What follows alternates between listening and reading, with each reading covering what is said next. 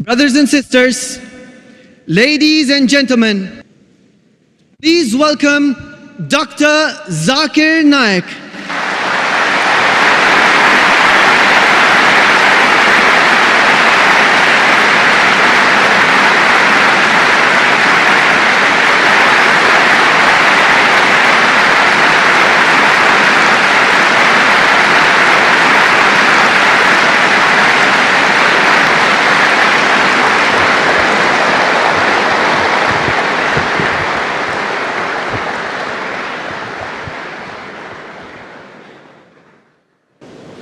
Alhamdulillah, wassalatu wassalam ala rasulillah wa ala alihi wa sahbihi ajmain, amma ba'd. A'udhu billahi minash shaitanir rajim, bismillahir rahmanir rahim. Udu ila sabili rabbika bil hikma wal mau'izatil hasana wajadil billati ahsan. Rabbi shrah li sadri wa yassir li amri wahlul 'uqdatam min lisani yafqahu qawli.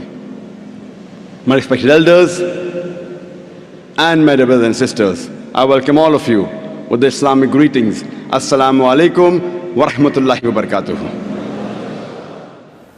Kabajamtoota hangaftoota xiyyaa fi jaalatamtoota obboleeyyan xiyya isin hundaa'u nagee islaamummaatiin isin simadha. Assalaamu alaikum wa rahmatullahi wa barakatuh. Nageenyi rahmanninii fi barakaan rabbii ol ta'e isin hundarraa waa jiraatu. Alhamdulillah, yeroo sadaffaatiif gara magaalaa Dubaay garee Dubaay International Holy Quran Award yookiin koree badhaaftuu wal dorgomtoota quraanaa addunyaa Dubaay kan mootummaa Dubaayin qopheeffamuu fi kan itti aanaa pirezidaantii fi muummicha ministeeraa UAE akkasumas bulchaa Dubaay kan ta'e Sheekh Mohammed bin Rashid Al Maktuumiin hoogganamuun affeeramuu xiyyaaf gammachuu fi kabajaa guddaatu natti dhaga'ama. Mata dureen barumsa keenya har'aa ilaalchota dogongoraa islaamummaa irratti haasawaman irratti xiyyeeffata. Dhaamsa islaamummaa namoota waa'ee islaamummaa irraa hin beeknetti geessuun dirqama muslima hundaati.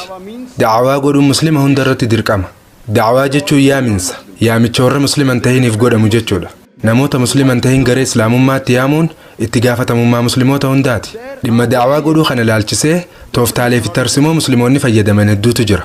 Kanneen keessaa tooftaa yeroo hedduu namni muslimaa tokko wayita nama musliman tahinii walitti dhufu itti fayyadamu gaaroommina amantii islaamaa baay'isee haasa'uudha. Osoo namichi musliman tahin san toltuu dhibbata namni muslimaa waa'ee islaamummaa irraa itti hime san irratti waliigalee irraa fudhatellee ilaalchonni negatiivii yookiin ilaalchi gadigalummaa kan inni waa'ee islaamummaa irratti qabu qabxiin hedduun sammuu isaa keessa jiraachuutu mala.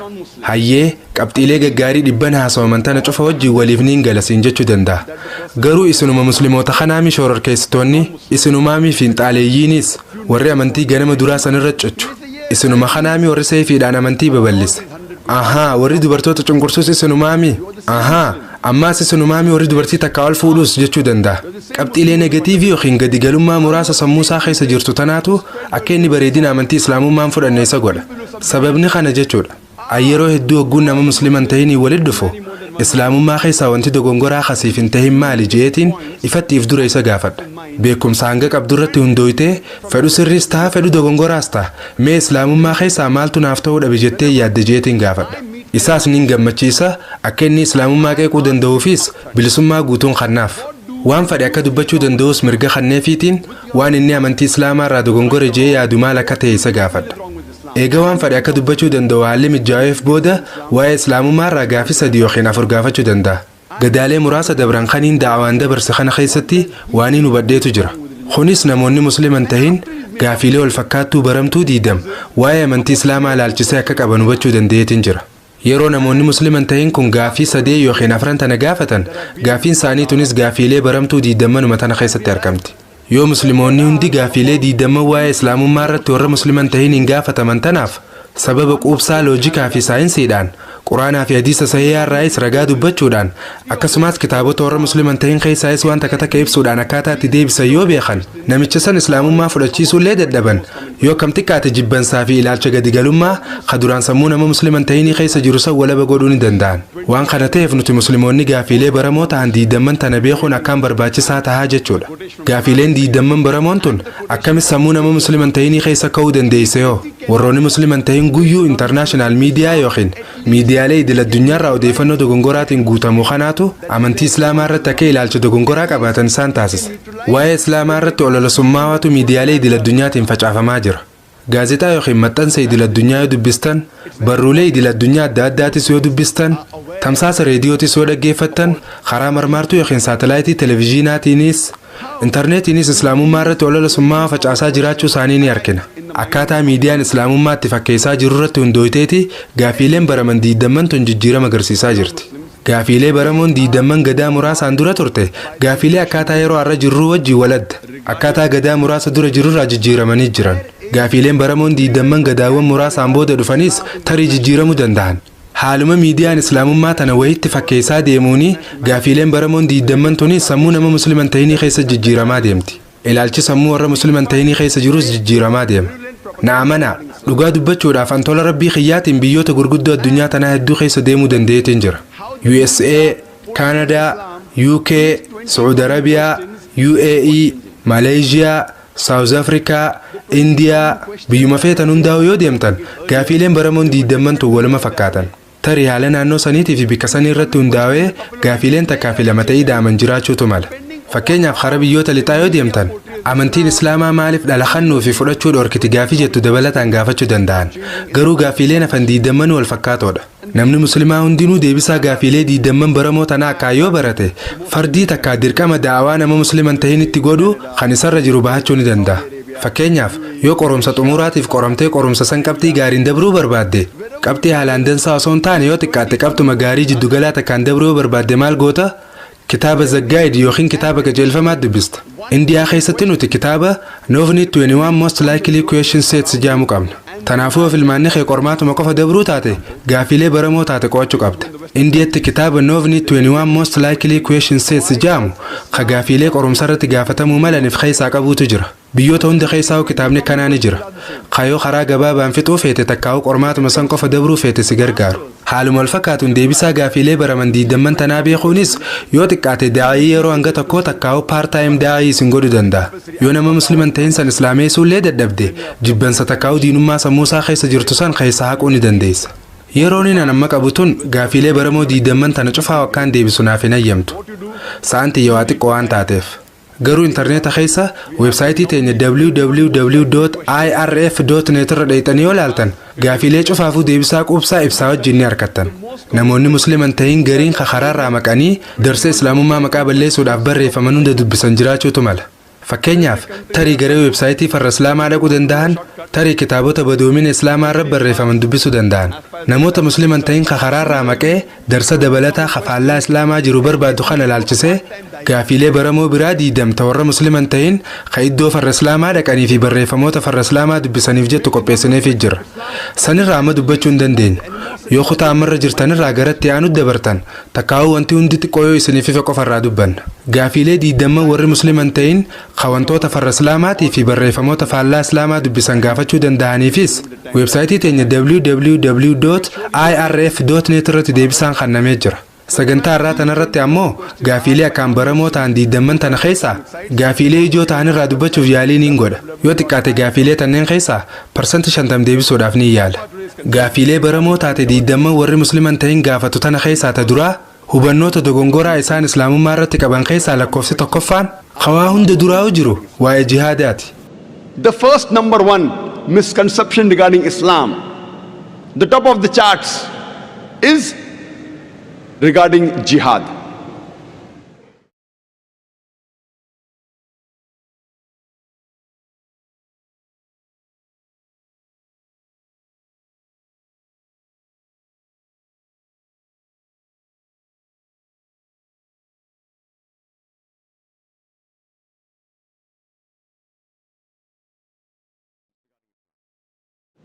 The first number one misconception regarding Islam, the top of the charts, is regarding jihad. Gaafiilee baramoo taate diidamman warri musliman ta'in gaafatu tana keessaa ta duraa ilaalchota dogongoraa isaan islaamummaa irratti kaasan keessaa inni sadarkaa duraa qabachuudhaan tokkoffaarra jiru waa'ee jihaadaati. Yeroo ammaan tanaa jihaadni wantoota islaamummaan wal qabatee karaa faallaan hubatame keessaa isa duraati. Kunis warra musliman ta'in qofaan osoo hin taane nummaa warri muslimaatu irra hedduun keenya jecha jihaada jedhu kana haala sirriin ta'iniin hubannee jirra.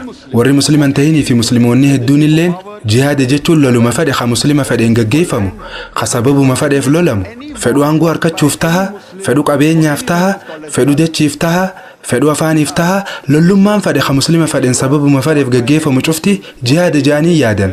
Jihaada jechuun waraanuma fedhe ka muslimootaan godhamu kan sababuma fedheef fedhu maallaqaaf, fedhu aangoof, fedhu lafaaf yookiin ammoo fedhu afaaniif jecha godhamuu miti. Jihaad jechuun jecha afaan arabii kan jahadaa je'urraa dhufe. Kunis carraaqqii godhuu qabsoo godhuu jechuudha. Kanaafuu hiikkaan bu'uuraa jihaada jechuu carraaqqii godhuu fi qabsaa'uu jechuudha.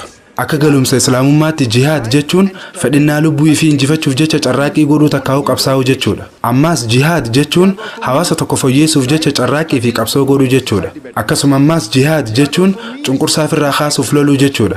Akkasumatti ammallee jihaad jechuun dirree waraanaatti diina ofirraa ittisuuf loluu jechuudha. Tanaafuu walumaa galatti hiikkaan bu'uuraa jihaada jechuu carraaqqii godhuu fi qabsoo godhuu jechuudha. Fakkeenyaaf yoo barataan tokko qormaata dabruudhaaf carraaqqii fi tattaaffii godhu jiraate afaan arabaatiin gochasaa kana jihaada godhu jira jennaan. Jechuun qormaata dabruuf carraaqqii takkaa'uu qabsoo godhaa jira jechuudha. Namoonni hedduun hubannoo dogongoraatiin jihaadni musliimoota qofaan godhama jedhanii yaadan. Garuu warri musliman ta'in illeen jihaada ni godhan. Quraana keessaas aayaleen akka warri musliman ta'in jihaada godhan garsiisu hedduutu jira. Quraanni suuraa Luqmaan ayata 14 irratti akkana jedha. Ilma namaatiif ni dhaamne haadha abbaa keessanitti tola oolaa jennee haati isaa cinqiidhaan garatti isa baadhattee cinqii gubbaan cinqii agartee isa deesse ja'a. Aayaanni kun eegaa haadhaa fi abbaa faarseen booda keessattuu eegaa haadha faarseen booda itti fufee suuraa Luqmaan ayata 15 irrattis akkana jedha. Yoo warri keessan jihaada si godhan jechuun carraaqqii fi qabsoo si godhan akka ati rabbitti subhaanahu wa ta'aalaa waaqindeessitu haati beekumsatti hin qabnetti yoo kasi dirqan taate tole isaaniif hin je'in garuu duniyaa irratti haala gaarii wajji jiraadhu. Bakka tanatti quraanni waa'ee jihaada yookiin qabsoo warri musliman ta'in kan akka ijoolleen isaanii shirkii godhan yookiin ammoo waan rabbi malee jiru akka gabbaraniif irra qabsaa'an haasawaa jira. Ammaas dhaamsummaan kanaan wal fakkaatu suuraa Al-Ankabuut ayata 8 irra kannamee jira. Ilma namaatiif ni dhaamne haadhaa fi abbaa keessaniif tola oolaa jennee yoo waan ati beekumsatti hin qabne akkana qindeessituuf sirra qabsaa'an yookiin si dirqisiisan tole hin je'in. Tanaafuu bikka tanattis quraanni waa'ee jihaada warra musliman ta'in hin godhamu haasa'u jira. Fakkeenyonni biraa akkanaa ka quraana keessatti akka warri musliman ta'in jihaada godhan dubbatu hedduutu jira. Jihaada akkanaa kana afaan arabaatiin jihaad fi sabiili shayxaan jennaan. Kunis karaa shayxaanaa irratti jihaada godhuu jechuudha. Wanti nuti musliimoonni godhuu qabnu garuu al-jihaadu fi sabiilillah karaa rabbii keessatti jihaada godhuudha. Yeroo hunda jechi jihaad joo kun hogguu qabattu qame akka galumsa islaamummaatti jihaad fi sabiilillah jaameeti hubatama. Namoonni musliman ta'in hedduun akkasumas warreen hayyoota muslimaa ifiin ja'anis dabalatee mallattoo raajeeffannoo keessa irra hedduun isaanii jecha jihaad joo kana hoolii woor takkaa'uu waraana qulqulluu ja'anii hiikan. Jecha hoolii woor takkaa'uu waraana qulqulluu joo kana yoo afaan arabaatti deebisnee hiikne harbul muqaddasaa ta'a. Quraana yoo dubbistan hadiisaas yoo dubbistan aayaanni quraanaa tokkolleen hadiisninis tokkolleen ka jecha harbul muqaddasaa joo fayyadamen jiru. Jechi harbul muqaddasaa joo quraana keessaas hin jiru hadiisa keessaas hin jiru. Aslumattuu jihaada jechuun akkumaan dubbaddetti carraaqqii godhuu takkaa'uu qabsaa'uu jechuudha. Akaakuu jihaadaa keessaa tokko ammaas karaa rabbii keessa loluudha. Duula karaa rabbii subhaanahu wa ta'aalaa keessa godhamu. Haa ta'u garuu jihaada jechuun aslumattuu yookiin qajeelatti waraana yookiin lola jechuu miti. Akaakuu yookiin gosa jihaadaa hedduutu jira. Jihaad fi nafsii fi kan kana fakkaatan fa'a. Jihaadota jiran hedduu kana keessaa inni tokko karaa rabbii keessa loluudhaan diina ofirraa ittisuudha. Seenaa ergamaa rabbii Nabi Muhammad sallallahu alaihi wasallam yoo laaltan eega nabiyyii ta'an booda waggoota 13 duraa kan Makka keessa jiraachaa turan keessatti suuraalee hedduutu irra buufamee ture. Jechuun suuraaleen makkii hundinuu Makkatti itti buufamte. Suuraalee tanneen keessa jechi jihaada jedhu ni jira. Garuu takkaatillee musliimoonni hin lolle. Jechuun qaamaan waraanan goone eega Madiina godaanan booda qofa lollee argame. Ta'us garuu jecha jihaada jedhu suuraalee Makka buufamte hedduu keessaanii argattan. Fakkeenya hedduu isiniif kennuun hin danda'a. Fakkeenyaaf suuraa Al-Ankabuut ayata 69 irratti warra karaa keenya keessa jihaada godhan warra karaa rabbii subhaanahu wa ta'aalaa keessa qabsaa'an karaa keenya karaa khayriitti isaan qaceelchina. Yeroo aayaanni kun buufamu lolli tokkolleen hin jiru ture. Ammaas quraanni suuraa Al-Furqaan ayata 52 irratti kaafirootaaf hin ajajamin garuu isaanirra jihaada godhi. Quraana kanaan qabsoo guddoo isaanirra qabsaawe ja'a. Kana jechuun quraanaan jihaada gootan jechuudha. Quraanaan jihaada godhuu jechuun dhaamsa rabbii kana nama hunda biraan ga'uudhaaf carraaquu jechuudha. Quraana qabatanii isaan loltan jechuun seenaa. Tanaaf wanti nuti hubannu amma jecha jihaada joo kana laalchisee ilaalchoonni dogongoraa kun haala miidiyaan jecha kana itti fakkeessu irratti hundaa'e jechuudha. Ammaan tana waa'ee jecha jihaada joo kana akkaataa itti fayyadamnu irratti hundaa'eeti ilaalchi dogongoraa sammuu namaa keessa jiru jijjiiramaa dhufe. Jechi jihaada joo kun jaarraawwan muraasa dura rakkoo qabaachuun turre. eega Seeptembar 10 bara 2001 booda garuu sadarkaa duraa irratti ol ba'e. Duraan achiin turre amma garuu lakkoofsa tokkoffaarra jira. Tanaaf akkaatuma miidiyaan islaamummaa tan itti fakkeessu irratti hundaa'eeti ilaalchoonni dogongoraa kunis sammuu nama musliman ta'inii keessa ka'uu danda'e.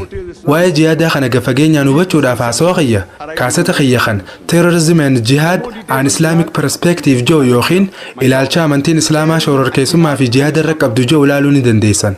Akka kiyyatti gaafiiwwan baramoo ta'an sammuu warra musliman ta'inii keessa jirtu tana keessaa lammaffaa ilaalcha dogongoraa musliimoonni fandaamentaalistiidha takkaa'uu warra amantii ganama duraa sanirra cichu kajoodha. Yeroo hedduu nuti musliimoonnis jecha kanarratti ni qaanfanna takkaa'uu if birran. Takkaa'uu akkaataatti deebisaatti kan nun beeynu ta'a. Mee hiikaan jecha fandaamentaalisti joo maali? Fandaamentaalisti jechuun nama waa'ee bu'uura waan takkaa yookiin dhimma tokko hordofu jechuudha. Fakkeenyaaf namni herregaa tokko gamee herregaatiin nama cimaa ta'uu yoo barbaade bu'uura herregaa sirrii beekuu shaakaluu fi hordofuu qaba. Namni san gamadamee herregaatiin fandaamentaalisti yoo ta'e malee nama herregaa cimaa yookiin maatemaatishaana cimaa ta'uu hin danda'u. Namni saayinsistii cimaa ta'uu fedhus hundee bu'uura saayinsii sirrii beekuu hordofuu fi shaakaluu qaba. Yoo gamadamee saayinsiitiin fandaamentaalisti ta'e malee saayinsistii jabaa ta'uu hin danda'u. Fandaamentaalistoota hundaa'uu dibduu takkaan halluu hin dandeenyu. Kana jechuun fandaamentaalistoota hundaa'uu haala wal fakkaatuun ibsuu hin dandeenyu jechuudha. Hundi isaaniituu gaariidha yookiin ammoo hundi isaaniituu hamaadha jettanii dubbachuu hin dandeessan. Haala namni san fandaamentaalistii itti ta'uu fedhe irratti hundooytaniiti isinis maqaa saniin isa yaamuu dandeessan jechuudha. Takkaa'uu namni san gaarii yookiin ammoo hama jettanii maqaa kennuufii dandeessan jechuudha. Fakkeenyaaf namni saamichaa yookiin hannaan fandaamentaalisti ta'e kadalagaan isaa hannuma qofaa tokko yoo hawaasa keessa jiraate hawaasa saniif gaaga'ama guddaadha. Gama biraatiin dooktarii fandaamentaalistii ta'e tokko kadalagaan isaa lubbuu namoota kumaatamaa du'arraa baraaruu ta'e tokko yoo hawaasa keessa jiraate hawaasa saniif akkaan gaariidha. Kanaafuu haala namni san fandaamentaalistii itti ta'uun isa barbaachisa irratti hundooytaniiti isinis maqaa kennuufii dandeessan jechuudha. An akka kiyyatti waa'ee kiyya laalchisee an muslima fandaamentaalistiidha. Akkasuma muslima fandaamentaalistii ta'uu kiyyattis niin boona. Sababni isaatis an bu'uurri islaamummaa maal akka ta'e waan hin beekuufiin hordofee hojii jijjiiruufis qabsoo godhaa jira. Akkasumas waan bu'uurri islaamummaa barsiisu keessa wanti tokkolleen kan ilma namaa hunda waliigalan miidhu akka hin jirre waan hin beekuuf. Tarii barsiisa bu'uura islaamummaa keessa wanti namoonni islaaman ta'in ilma namaa miidha jaanii yaadan jiraachuutu mala. Garuu wayita sababa wanti san jiraateef yookiin ja'ameef karaa loojikaatiin deebisaa qubsaa himtanii fi hubachiiftan booda ilmummaan namaa tokkolleen kaseera bu'uura islaamummaa keessa wanti ilma namaa hunda waliigalan miidhuu dandeessu jiraachuu siin agarsiisu tokkolleen hin jiru. Seenaa keessaaf duuba deebinee yoo laalle akka kuusaa jechoota Webster's Dictionary'titti jechi fandaamentaalizim yookiin bu'uureessitoota jookun yeroo duraatiif kiristaanota Ameerikaa ka jalqaba jaarraa 20 keessa jiraachaa turan ibsuudhaaf akka tajaajila irra oole beekuu ni dandeenya. Warri kiristaanaa kunis bataskaanatti mormii dhageessisan. Sababni mormii isaaniitiis duraan bataskaanni dhaamsi waliigalaa ka baayibila keessa jiru waaqa biraa hijee amanuu ture. Dhimma kanaatu akka kiristaanonni mormii dhageessisan godhe. Isaanis dhaamsa baayibila keessaa qofa osoo hin taane jechi baayibilaa hundi qubeen baayibilaa hundi waaqa biraa hijaanii mormuu eegalan. Osoo namni tokko ha qubeen hundinii fi jechi baayibila keessa jiru hundi rabbi biraa ta'uu isaa ragaadhaan mirkaneessu jiraate hogguu sochiin tun sochii gaarii taati. Gama biraatiinis yoo namni biraa tokko ha qubeen hundinii fi jechi baayibila keessa jiru hundi rabbi biraa ta'uu dhabuu isaa ragaan kan mirkaneessu jiraate hogguu sochiin tun sochii gaarii miti jechuudha. Dictionary Oxford ammoo yoo dubbisne Oxford Dictionary akka jiru Fundamentalist jechuun nama sirrii waan kitaaba durjabeessee qabatu kan amantuma fedhee jechuudha jeeqa. Garuu Dictionary Oxford kanarra deebi'amee haaromfamee barreeffamee yoo dubbisne xiqqoo jijjiiramee jira. Maxxansa haaromfame kana keessatti Fundamentalist jechuun nama sirrii waan kitaaba durjabeessee qabatu kan amantuma fedhee keessattuu islaama jeeqa. Keessattuu islaama waan jootu maxxansa haaromfame kana keessatti dabalame jechuudha. Amma gaa akkuma jecha fundamentalist joo dhageesseen battalumatti waa'ee muslimaa yaaduu eegalta. Musliimoonni fundamentalistoota warra amantii ganama duraa sanirra cichuu fiinxaaleeyyiidha waan joofaa dhageessa. Nuti musliimoonnis hogguwaan akkanaa dhageenyu badii fudhachuu seenna. Lakki an fundamentalistii miti. Lakki an ekstreemistii yookiin fiinxaaleeyyii miti jennee dhiifama gaafachuu eegalla. Garuu awwaaniin jo'aan nama akka awwaa jabeessu ekstreemistiidha. An akkaan amanamaadha. Akkaaniin nama haqaati. An akkaaniin arjaa gaariidha. An akkaaniin gara laafeessa. An akkaaniin jaalataadha. Maaliif akkaan amanamaa ta'uun, akkaan nama haqaa ta'uun, akkaan nama garaa laafu ta'uun, akkaan nama jaalachuun, akkaan arjaa gaarii ta'uun akkamitti hamtuu akka taate namni naa himuu danda'u ni jira. Nama waan takka akkaan jabeessu ta'uun maal rakkoo qabare. Quraanni akkaan amanamaa ta'uu qabdan ja'a. gam tokko waan si fayyadu yoo harkatte amanamaa taate yoo faayidaa siif hin qabaatin ammoo nama ganu ta'uu hin qabdu. Quraanni akkaan amanamaa fi akkaan nama haqaa akka taanu nu ajaja. Kanaafuu nama dhugumaan amantii islaamaa hojiin dalagu yoo taate nama akkaan arjaa gaarii akkaan amanamaa fi akkaan nama haqaa ta'uu qabda. Wayita akkaan waa jabeessinu kana karaa sirrii irratti ta'uu qabna malee karaa dogongoraa irra nama waa jabeessu ta'uu hin qabnu. Garuu muslimni tokko quraana hordofuu irratti ekstiriimisti ta'uu qaba yookiin quraana hordofuu irratti nama akkaan waa jabeessu ta'uu qaba. Rabbiin quraana keessatti suuraa Baqaraa ayata 208 irratti yaa ayyuhalladhiina aamanuu udkhuluu fi silmi kaaffatan nuun ja'a. Yaa warra Rabbii dhugoomsitan islaamummaa keessa guutuu seenaa nuun ja'a.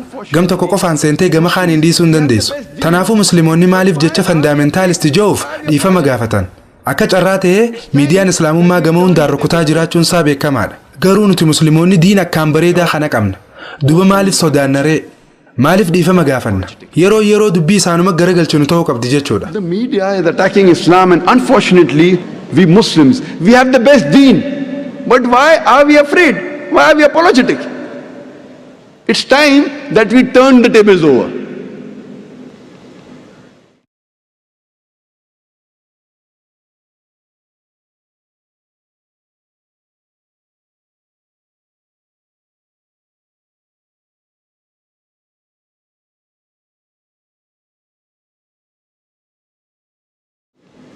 The third most common misconception is Muslims are terrorists.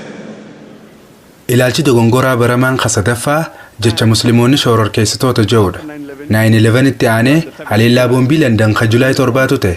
Akkasuma yeroo tanarraa kaasee haasawaa barame tokkotu jira. Kunis all Muslims are not terrorists but all terrorists are Muslims. Takkaa'uu musliimoonni hundi shororkeessitoota miti. Garuu shororkeessitoonni hundi musliimoota jecha ja'utu irra deddeebi'ama.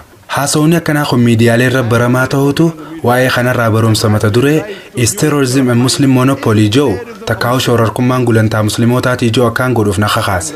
Yeroon inni amma qabutu waa'ee mata duree shororkummaan gulantaa musliimootaatii ja'u kanarraa babal'isee akkaan haasawunaaf hin geessu. Garuu Peace TV irratti yookiin ammoo weebsaayitii teenyarra ilaaluu ni dandeessan. Miidiyaarraa akka hubannetti yeroo hedduu nama dhuunfaa tokko kanuma dalagaa wal fakkaatu dalageef moggaasni yookiin maqaan garagaraa lama namuma saniif akka kennamu ni agarra. Fakkeenyaaf waggaa 60 dura lammiilee Indiyaa hedduutu bilisummaa biyya isaaniitiif lolaa ture. Ummatuma kanaani mootummaan Ingiliziis shororkeessitoota je'ee yaamaa ture. Garuu nuti warri Indiyaa ummata kanneen bilisa baastota keenya yookiin murtii guutuu warra biyya fi jaalatu jennee yaamna. Ummatuma tokko dalagaanis takkuma. Garuu maqaa yookiin moggaasa garagaraa lama qaban. Yoo ilaalcha akka mootummaa Ingiliz, mootummaan Ingiliz Indiyaa bulchuuf mirga guutuu qabdi ja'u walii galtan, ummata kana shororkeessitoota jettanii yaamuu qabdan. Garuu yoo akka warra Indiyaatti yaaddan taate, warri Ingiliz kun dhufanii daldalachuuf yoo taate malee, Indiyaa bulchuudhaaf mirgan qaban jettanii yoo yaaddan taate, hogguus ummata kanneen murtii guutuu yookiin warra biyya fi jaalatu, bilisa baastota takkaa'u qabsaa'ota bilisummaa jettanii yaamuu qabdan. Ummatuma tokko dalagaan isaaniitis takkaa garuu maqaa yookiin moggaasni isaanii garagara lama. Ani yeroo hedduu miidiyaalee irratti ni mul'adha. Yeroo takka osuma warra miidiyaa Indiyaan Pirees wajjin haasawaa jirruutiin gaafii takka gaafadhe. Isin Bhagat Singh shororkeessaadha jettanii yaaddanii hin jeen. Lakkii naan ja'an. Anis maaliif hin jeen. Hogguu miidiyaalee warra lixaa Bhagat Singh shororkeessaadha ja'an isin lakki inni shororkeessaa miti jettan. Maaliifi sababni isaa hundee seenaa walabummaa Indiyaa waan beeytaniif. Anilleen Bhagat Singh akka shororkeessaan ta'e ni beeka. Garuu miidiyummaa warra lixaa Bhagat Singh shororkeessaadha ja'u kun arraantan hogguu muslimootaan shororkeessitoota ja'an kana ammoo isin amantanii fudhattan. Dubbii tana qorattanii ilaaltanii hogguun ja'uun isaan hundinuu qoflu eegalan.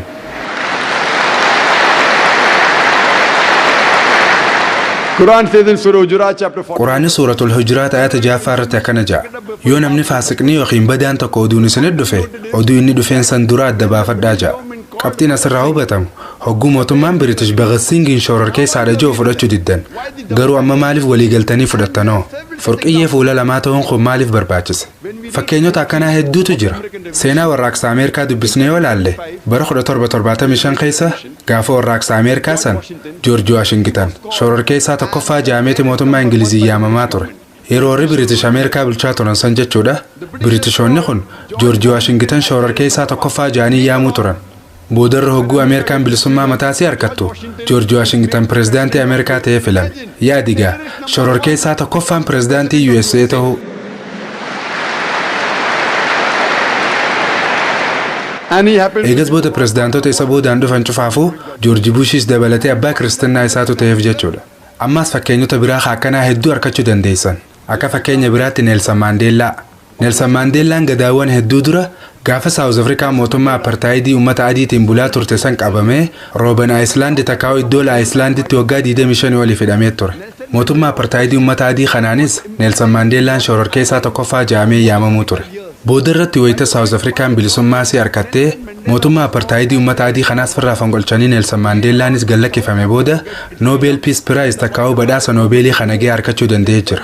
Yaadigaa shororkeessaan akka addunyaa sadarkaa tokkoffaarra jiru hogguu badhaasa Noobeelii kana ga'ee harkatu. Inni waan duraan nama hamaa ture booda irratti ammoo nama gaarii ta'eef osoo hin ta'in dalaguma duraan shororkeessaadha jedhamee itti yaamamuu ture sanii fi waggaa 30 boodallee deebi'ee Noobel Peace Prize badhaasa Noobel kana ga'ee harkachuu danda'e.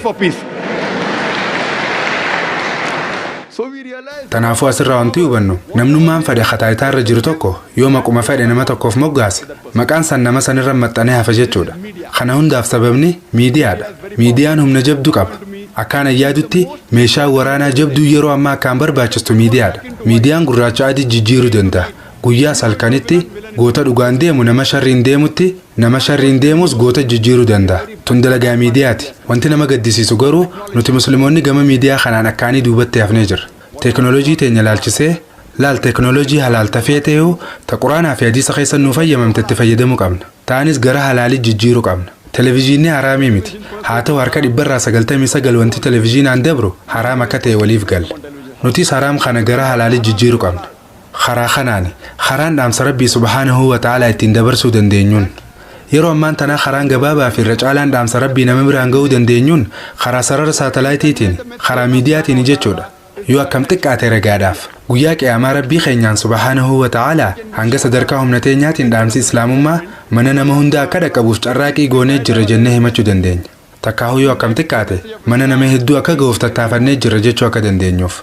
Alhamdulillah thumma alhamdulillah waggaa 3 fi walakkaas eega tamsaasa Peace TV jalqabneerraa kaasee hanga ammaatti daawwattoonni Peace TVdha nama miliyoona 100 ol ta'anii jiran. Alhamdulillah. Alhamdulillah. People may be wondering. Namoonni tokko tokko kaameraan 12 maaliif barbaachisa? Barumsuma tokkoof namuma tokkoof jecha kaameraan 12 maal godha? Nama tokkoof kaameraa 12 ajab jechuu danda'an. Warri televiziyoona dabarsulleen sagantaadhaaf maaliif kaameraa 2 yookiin 3 qofatti hin fayyadamne nuun jaan? Kaameraa 12. Wanti kaameraa 12 fayyadamnuuf islaamummaa tana bareechinee haala gaariin dhiyeessuu barbaanneeti. Wayita dooyii sirbaa takkaa'u agarsiisa daansii rook kaameraan 10 fi 12 sarrakkoon qabu. Garuu hogguu daa'in tokko barumsa kannu ammoo maaliif kaameraa 2 qofa taa'u? I give the lecture by only 2 cameras.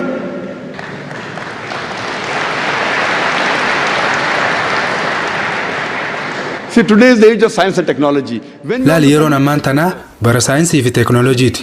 Yeroo dargaggoota hawwachuudhaan ifitti harkisnee akka fudhatu goonu. Yoo dargaggoota hawwattee fudhachiisuu barbaadde miidiyaan dargaggoota keenya karaa dogongoraa isaan oofaa jira. Nutis miidiyuma akkasii sani fayyadamnee dargaggoota keenya karaa sirriitti deebisuu qabna. Karaa dogongoraarraa gara karaa qaceelaatti isaan fiduu qabna. Na amanaa akkuma beeynutti irra hedduun miidiyaa haraam ta'uu waliif galla. Garuu hanga seera shari'aan cabsinetti akkasumas quraanaa fi hadiisaan faalleessinetti miidiyaa kana tajaajila islaamummaa babal'isuutiif itti fayyadamuu ni dandeenya. Ilaalchi dogongoraa afraffaan kasammuu warra musliman ta'inii keessa jiru dubbii islaamummaan seefiin babal'atte jettuudha. Islam was spread by the sword.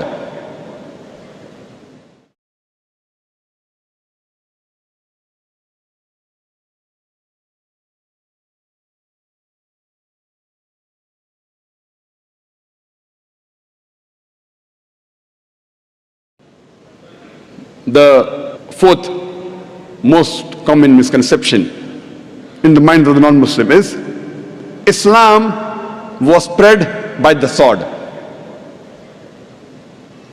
What is the meaning of the word Islam? Islam comes from the root word salam, which means peace. It's also derived from the Arabic word silm, which means to submit your will to Almighty God. Islam, in short, means peace acquired by submitting our will to Almighty God. Ilaalchi dogongoraa afraffaan kasammuu warra musliman ta'inii keessa jiru ilaalcha islaamummaan seefiin babal'atte jedhudha. Mee hiikaan jecha islaam jedhuu maali? Jechi islaam jedhu hundee jechaa salaam jedhu irraa dhufe. Hiikaan isaatis nagee jechuudha. Akkasumas jecha arabiffaa kan silmi jedhu irraa dhufe yogguu ta'u hiikaan isaatis fedhinnaa fi rabbii olaaneef kennuu jechuudha. Jecha islaam jiru kana hiikaa isaa yoo gabaabsine nagee fedhinnaa fi cufa rabbii olaaneef kennuudhaan argamu jechuudha. Kanaafuu yoon hima islaamummaan seefiin babal'ate jiru kana karaa biraatiin hiike nageenyi seefiin babal'ate jechuudha ta'a. Amma himni kun wal faalleessa takkaa'uu waliin bu'a. Nageenyi akkamis seefiidhaan babal'achuu danda'a? Akkuma hundinuu beeynutti ilmi namaa addunyaa tanarra jiru cufti akka nageenyi injifatuun fadhu. Amantiin islaamaa amantii nagayaati. Fedhii fi galiin kaayyoo si hundi nageenya babal'isuudha. Garuu ilmi namaa addunyaa tanarra jiru cufti akka nageenyi injifatuun fadhu.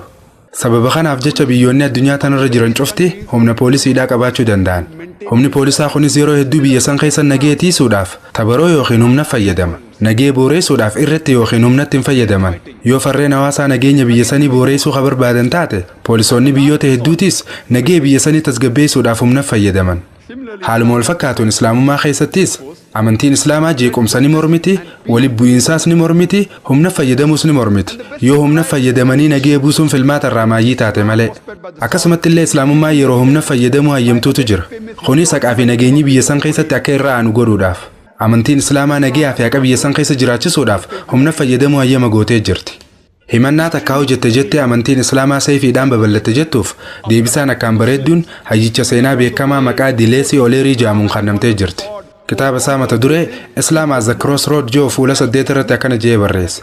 Seenaan nuuf adda baastee jirti. Ta'ullee oduun gootonni musliimaa bebbeekamoon dur waan amananitti citan san addunyaa tana keessa naanna'uudhaan qara seefiitiin islaamummaa dirqamaan nama fudhachiisanii fi wallaansoo godhuudhaan biyyoota hedduu cabsanii injifatan jettu sheekoo dharaa takkaa oduu durii ta'amanuufuu nama dhibdu akka taatee fi toorri seenaa barreessu irra deddeebi'uudhaan haasawaan akka taate seenaan ifa gootee jirti jedhe.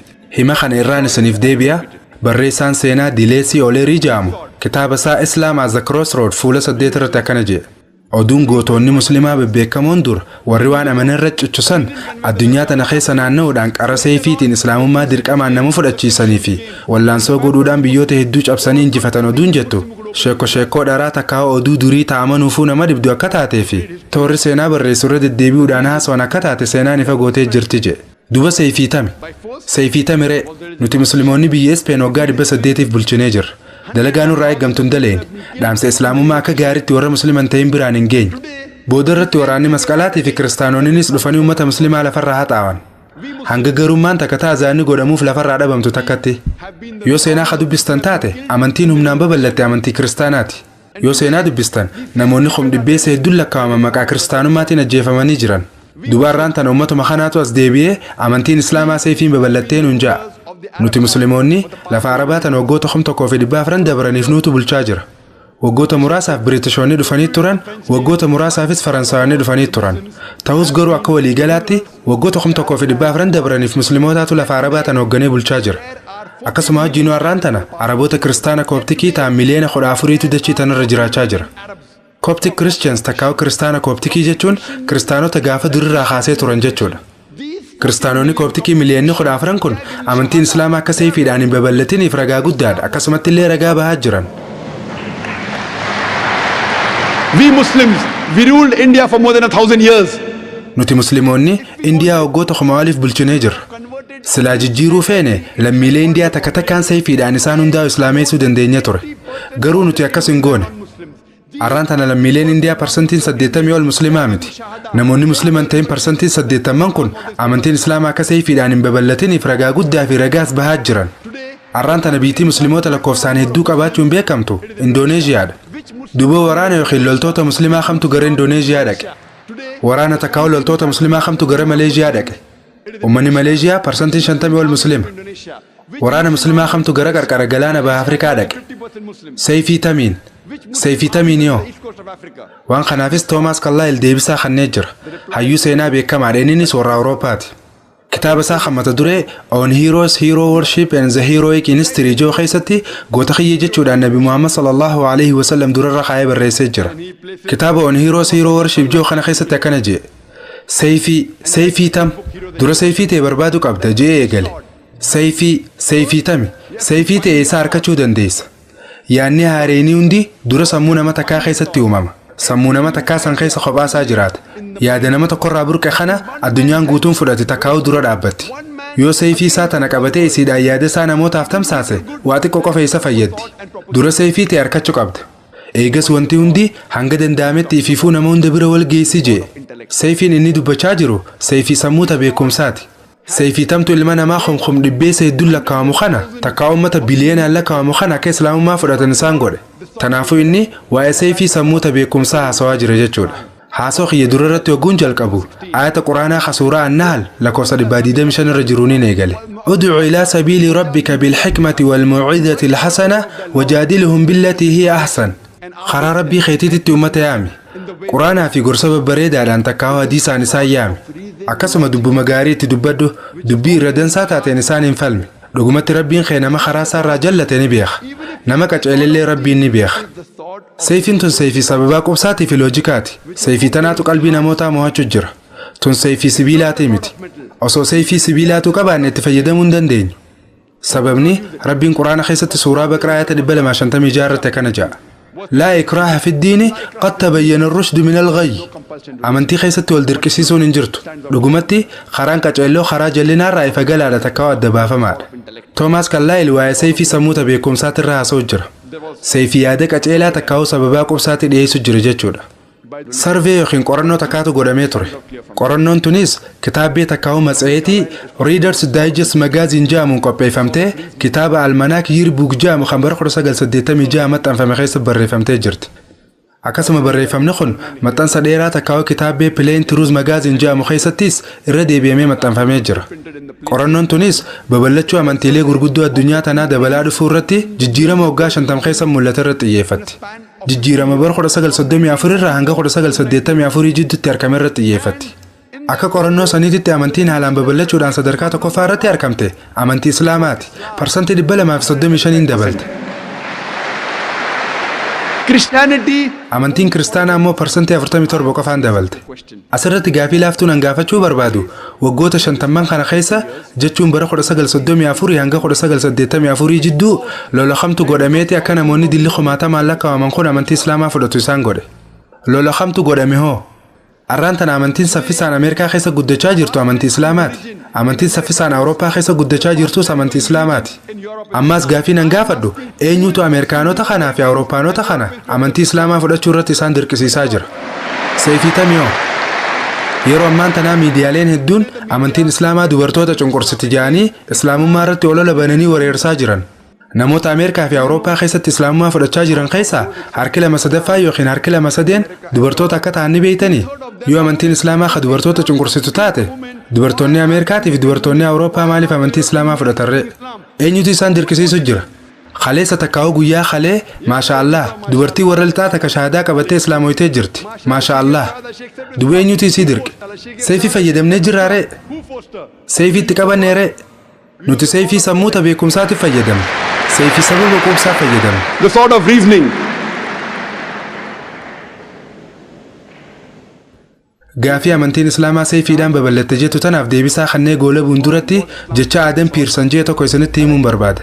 Adam Pearson akkana jee namoonni niwukilarii waraanaa gaaf tokko harka Arabootaa seenuuf taa'anii yaaddawaa jiran wanti isaan hubachuu dadhaban yookiin wanti isaan wallaalan boombiin Islaamummaa boombiin nagaa eega darbamte yookiin dhukaafamte turtee jiraachuusiiti. Gaafni isiin darbamte guyyaa ergamaa Rabbii sallallahu alaihi wasallam dhalatan irraa jee. It fell the day Prophet Muhammad, peace be upon him, was born.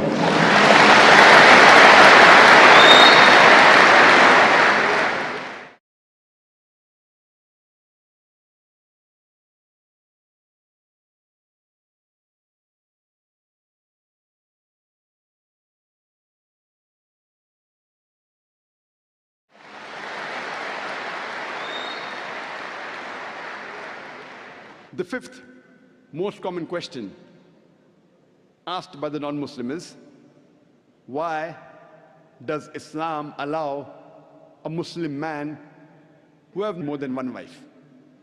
What does Islam say? Gaafii baramtuu warri Musliman ta'in gaafatan tana keessaa shanaffaa amantiin Islaamaa dhiirti takka jaartii takka ol fuudhu maaliif hayyamti gaafii jettuudha. Kanarratti amantiin Islaamaa maal jetti? Rabbiin Quraana keessatti suuraa An-Nisaa ayata 3 irratti akkana jedha. Dubartoota irraa tafee tantee isinif bareeddee fuudha.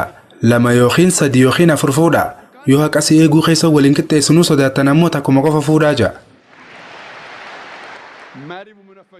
lama yookiin sadii yookiin afur fuudhaa yoo haqasii eeguu keessatti waliin qixxeessinuu sodaattan ammoo takkuma qofa fuudhaa ja'a. Kana jechuun yoo akka isaanii eeguu keessa wal qixxeessuu dandeesse qofa dubartiin lama sadii yookiin afur fuudhuu dandeessa. Yoo hin dandeenye garuu takkuma qofa fuudhuu qabde. Ammaas Quraanni suuraa Annisaa ayata 229 irratti akkana ja'a. Jaartiilee teessan jaalala keessa wal qixxeessuu hin dandeessan osoo bolaltanillee garuu bultii keessatti guutumaa guutuu gara isii takkaa gortanii taarrarraastanii hin dhiisinaa ja'a. Irra hedduun nama amantii Islaamaa keessa jaartii afur fuutee qabaachuun dirqama jedhanii yaadan. Islaamummaa keessa jaartii afur fuudhuun dirqamaa miti garuu filannaadha. Akka filmaataatti dhiyaate. Amantii Islaamaa keessa dubartii takka wal fuudhuun filannaadha. Waan kanaan mubaaha jennaan. Garuu dubartii takka wal fuutee wal qixxeessuu hin danda'in hogguus rakkoo hamtuu keessa jirta. Kanaafuu dubartii takka wal fuutan isaan hunda jidduutti haqa dalaguun sirra dirqama jechuudha. Mee xiinxallee haa laallu. Sababa loojikaa haa amantiin Islaamaa dhiirtii Islaamaa takka dubartii takka wal fuudhuu maaliif hayyama gooteef waan jiru xiinxallee haa laallu. Uumamaan akka beenutti dhiiraa fi dhalaan reeshiyoo takkaa haala wal qixa ta'e irra dhalatan. Garuu sadarkuma piidiyaatirik keessattuu umruma ijoollummaa keessattuu ogeessa fayyaa kamiyyuu yoo gaafattan meedikaalii takkaa akka fayyaatti saalli dubartiidhaa dhiiraarra akka jabaa ta'e isiniif himan. Ijoollee dubaraatu ijoollee dhiiraarra jarmiiwwanii fi dhukkuboota adda addaa ofirraa ittisuuf dandeettii irra qaba.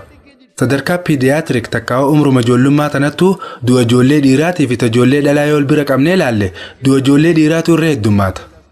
Kanaafuu sadarkuma piidiyaatirik jedhamu kanarrattuu lakkoofsa warra dhalaatu warra dhiiraarra caala jechuudha. Yeroo ammaa waraana takkaa lola hedduutu ta'aa jira. Lola irrattis jara dhiiraa kanaatu jara dhalaarra dhumaa jira. Jiruu fi jireenya keessatti sababaa balaa adda addaatiin du'utu jira. Sababaa alkooliitiinis, sababaa diraag addikshin takkaa'uu araada qoricha badaatiin qabamuunis akkasuma sababa dhukkuba adda addaatiinis du'utu jira. Dhimmoota kanneen hundarrattuu ammaas warra dhiiraatu warra dubartootaa kanarra baay'inaan du'aa jira. Akka to'annii yookiin istaatiksii yeroo ammaa nu garsiisutti avareejii yookiin jiddugaleessi umrii jireenya dubartootaa avareejii umrii jireenya dhiiraa ni caala. Dubartootaatu umrii dheertuu irra jiraata. Arraan tan addunyaa tanarra baay'ina lakkoofsa dubartootaatu baay'ina lakkoofsa dhiiraa caala. Biyyoota addunyaa sadaffaa muraasa keessatti biyya akka Indiyaa taniin irraa dhufe keessatti baay'inni lakkoofsa dubartootaa warra dhiiraatii gadi. Sababni kun ta'eefis female infanticide takkaa'uu ilmoon dhalatte yoo dhalaa taate beekaa ajjeesuu fi female feticide takkaa'uu yoo ilmoon garaa jirtu san dhalaa taate ulfasan waan garaa baasaniif. Kanaaf Indiyaa keessa lakkoofsi dubartootaa warra dhiiraatii gatte.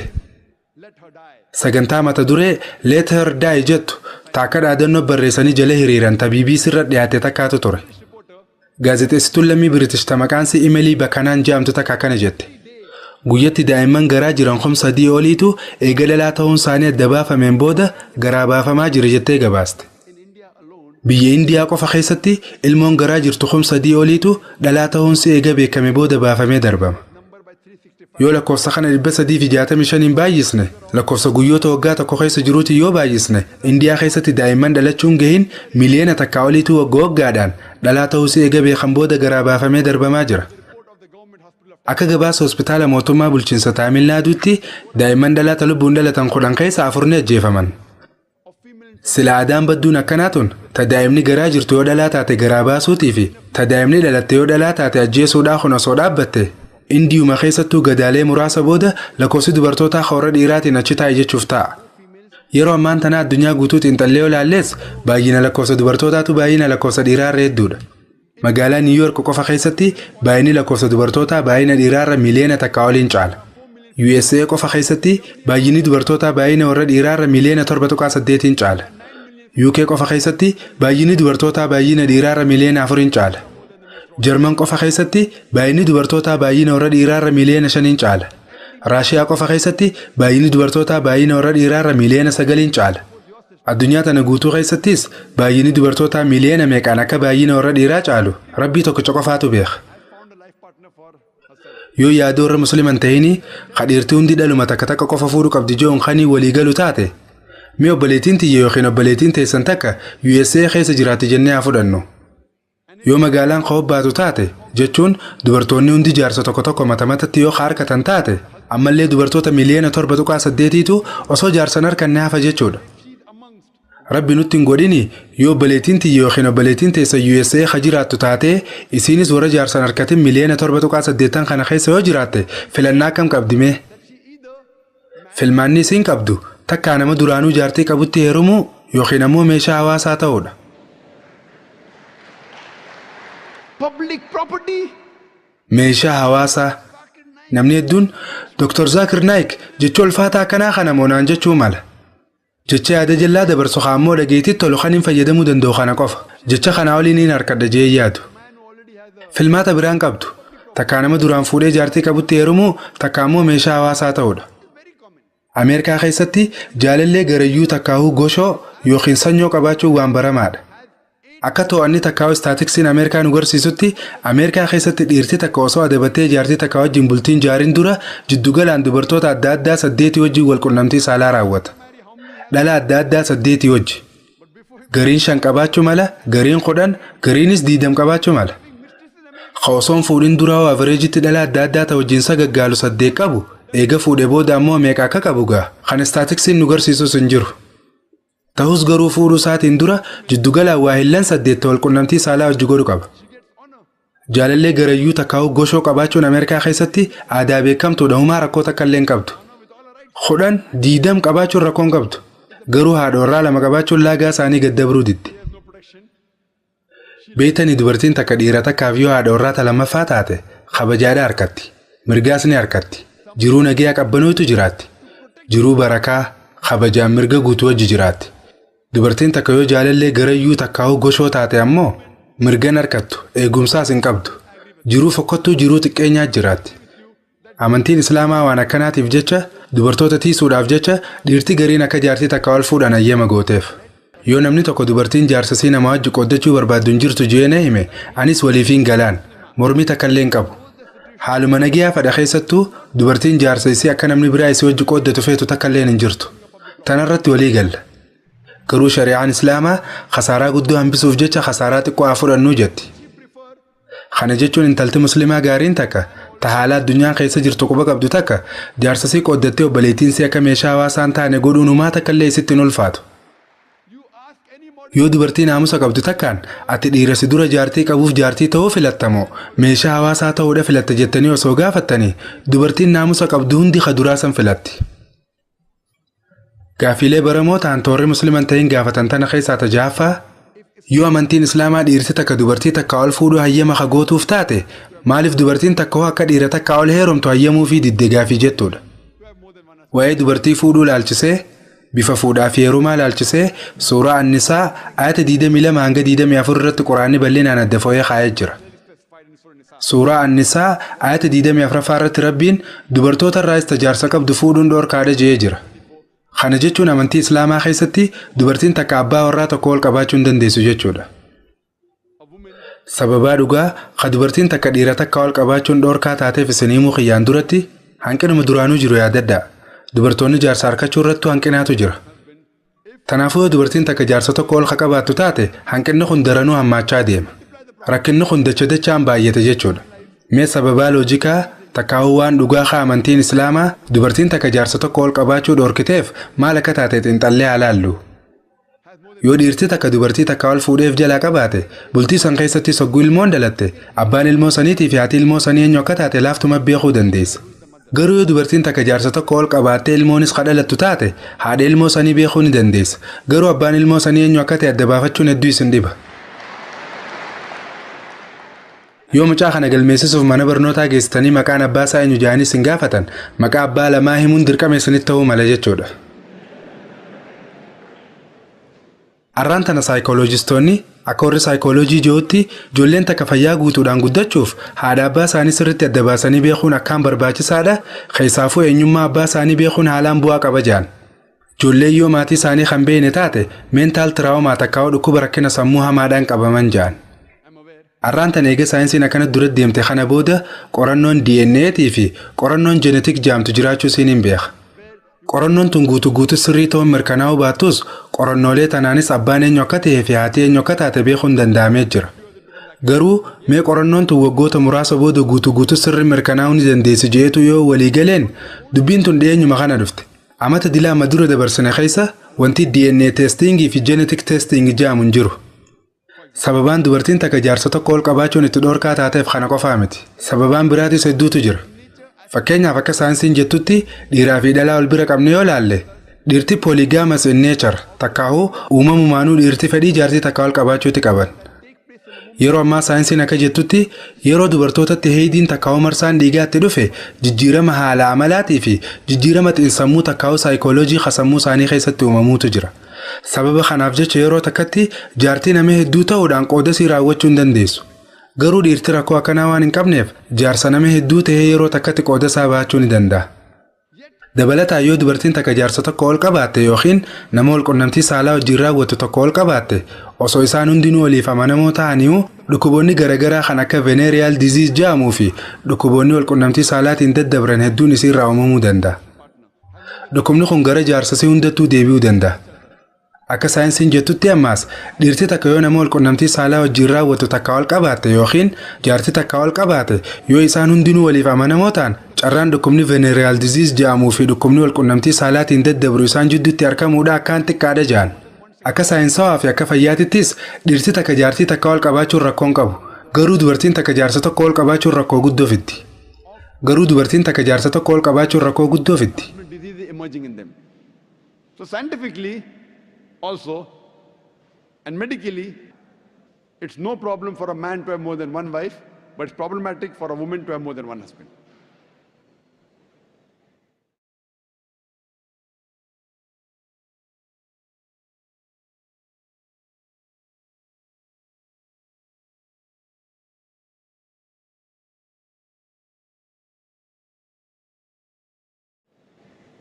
The seventh most common question, or the seventh misconception in Islam, in the minds of non-Muslims, is that why does Islam subjugate the woman by keeping her behind the veil? Gaafilee baramtuu tana keessaa torbaffaa yookiin ilaalcha dogongoraa sammuu warra musliman ta'anii keessa jiru keessaa torbaffaa amantiin islaamaa maaliif dubartoota haguuguudhaan isaanii rooristee gabroomsiti? Maaliif amantiin islaamaa hijaaba uffadhaa jettee dubartoota roorisuudhaan isaan cinqiti? Waa'ee hijaabaa irraa haasoo xiyya eegaluun duratti mee qarooma dur keessatti akkaataa dubartoonni itti ilaalamaa turan xiinxallee haa laallu. Yoo seenaa qarooma Baabilooniyaa dubbisnee ilaalle dubartoonni akkaan dararamaa turuu isaanii seenaa tanarraa ni hubanna. Yoo namni tokko nama ajjeesuudhaan yakka ajjeechaa raawwate haadha warra isaatu badii saniin ajjeefama. Kun seera isaaniiti. Yoo seenaa qarooma Giriik qarooma guddicha jedhamuun beekamu dubbisnee yoo ilaalles yeroo sanitti dubartii yaadaan sammuu isaanii keessa jirtu Paandoraa jedhamtuutu ture. Rakkoolee hawaasa keessa jirtuu fi badiilee hamtuu hawaasa keessa gaggeeffamtu cufaafis sababaan isiidha jedhanii amanaa turan. Qaroomuma guddicha Giriik kana keessatti dubartoonni wal qunnamtuma saalaatii fi ittumaaf gammachiisuu qofaaf tajaajilaa turan. Sagaggaalummaan aadaa beekamtuudha. Seenaa qarooma Roomaa dubbisnees qarooma Roomaa kana keessattis dubartoonni haalaan tuffatamuu turan. Qullaa akka garaa bahanii deemuu fi sagaggaalummaa waan beekamtuudha. Yoo seenaa qarooma Masrii dubbisnee ilaalles dubartoonni akka shayxaanaan laalamuu turan. Akkasumas dubartoota meeshaa shayxaanaa jedhanii yaamuu turan. Seenaa qarooma Arabaa dubbisnees osoo quraannin buufamin dura yeroo hedduu Araboonni yoo intaltee dhalatteef eegee isiin dhalatte booda osoo isiin lubbuun jirtu awwaaluu turan. Alhamdulillah thumma alhamdulillah eega quraanni buufame booda gochii hamaan fokkotaan akkanaa kunis dhaabbatee jira. Garuu haalli kun kutaalee addunyaa biraa keessatti akkuma itti fufee jira. Amantiin Islaamaa alhamdulillah sadarkaa dubartootaa ol fuute. Nabi Muhammad sallallahu alaihi wasallam sadarkaa dubartootaaf kennamte keessatti akkaan bu'aa harkate isa ture. Eega amantiin Islaamaa dubartootaaf mirga kennite booda karaa kamii fi akkamitti akka kabajaa harkachuu qabanillee nu barsiiste jechuudha. Islaamumaan dubartootaaf hijaaba eessabuudhaan akka isin kabajaa goonfattuuf akka gaafa dursanitti akkan deebinee goote. Namoonni waa'ee hijaaba dubartootaa irraa haasa'uu waan beekamaadha, waan baratame takka. Garuu Rabbiin subhaanahu wa ta'aalaa Quraana keessatti dura waa'ee hijaaba dhiiraa irraa eega dubbate booda eegas hijaaba dubartootaa irraa dubbate.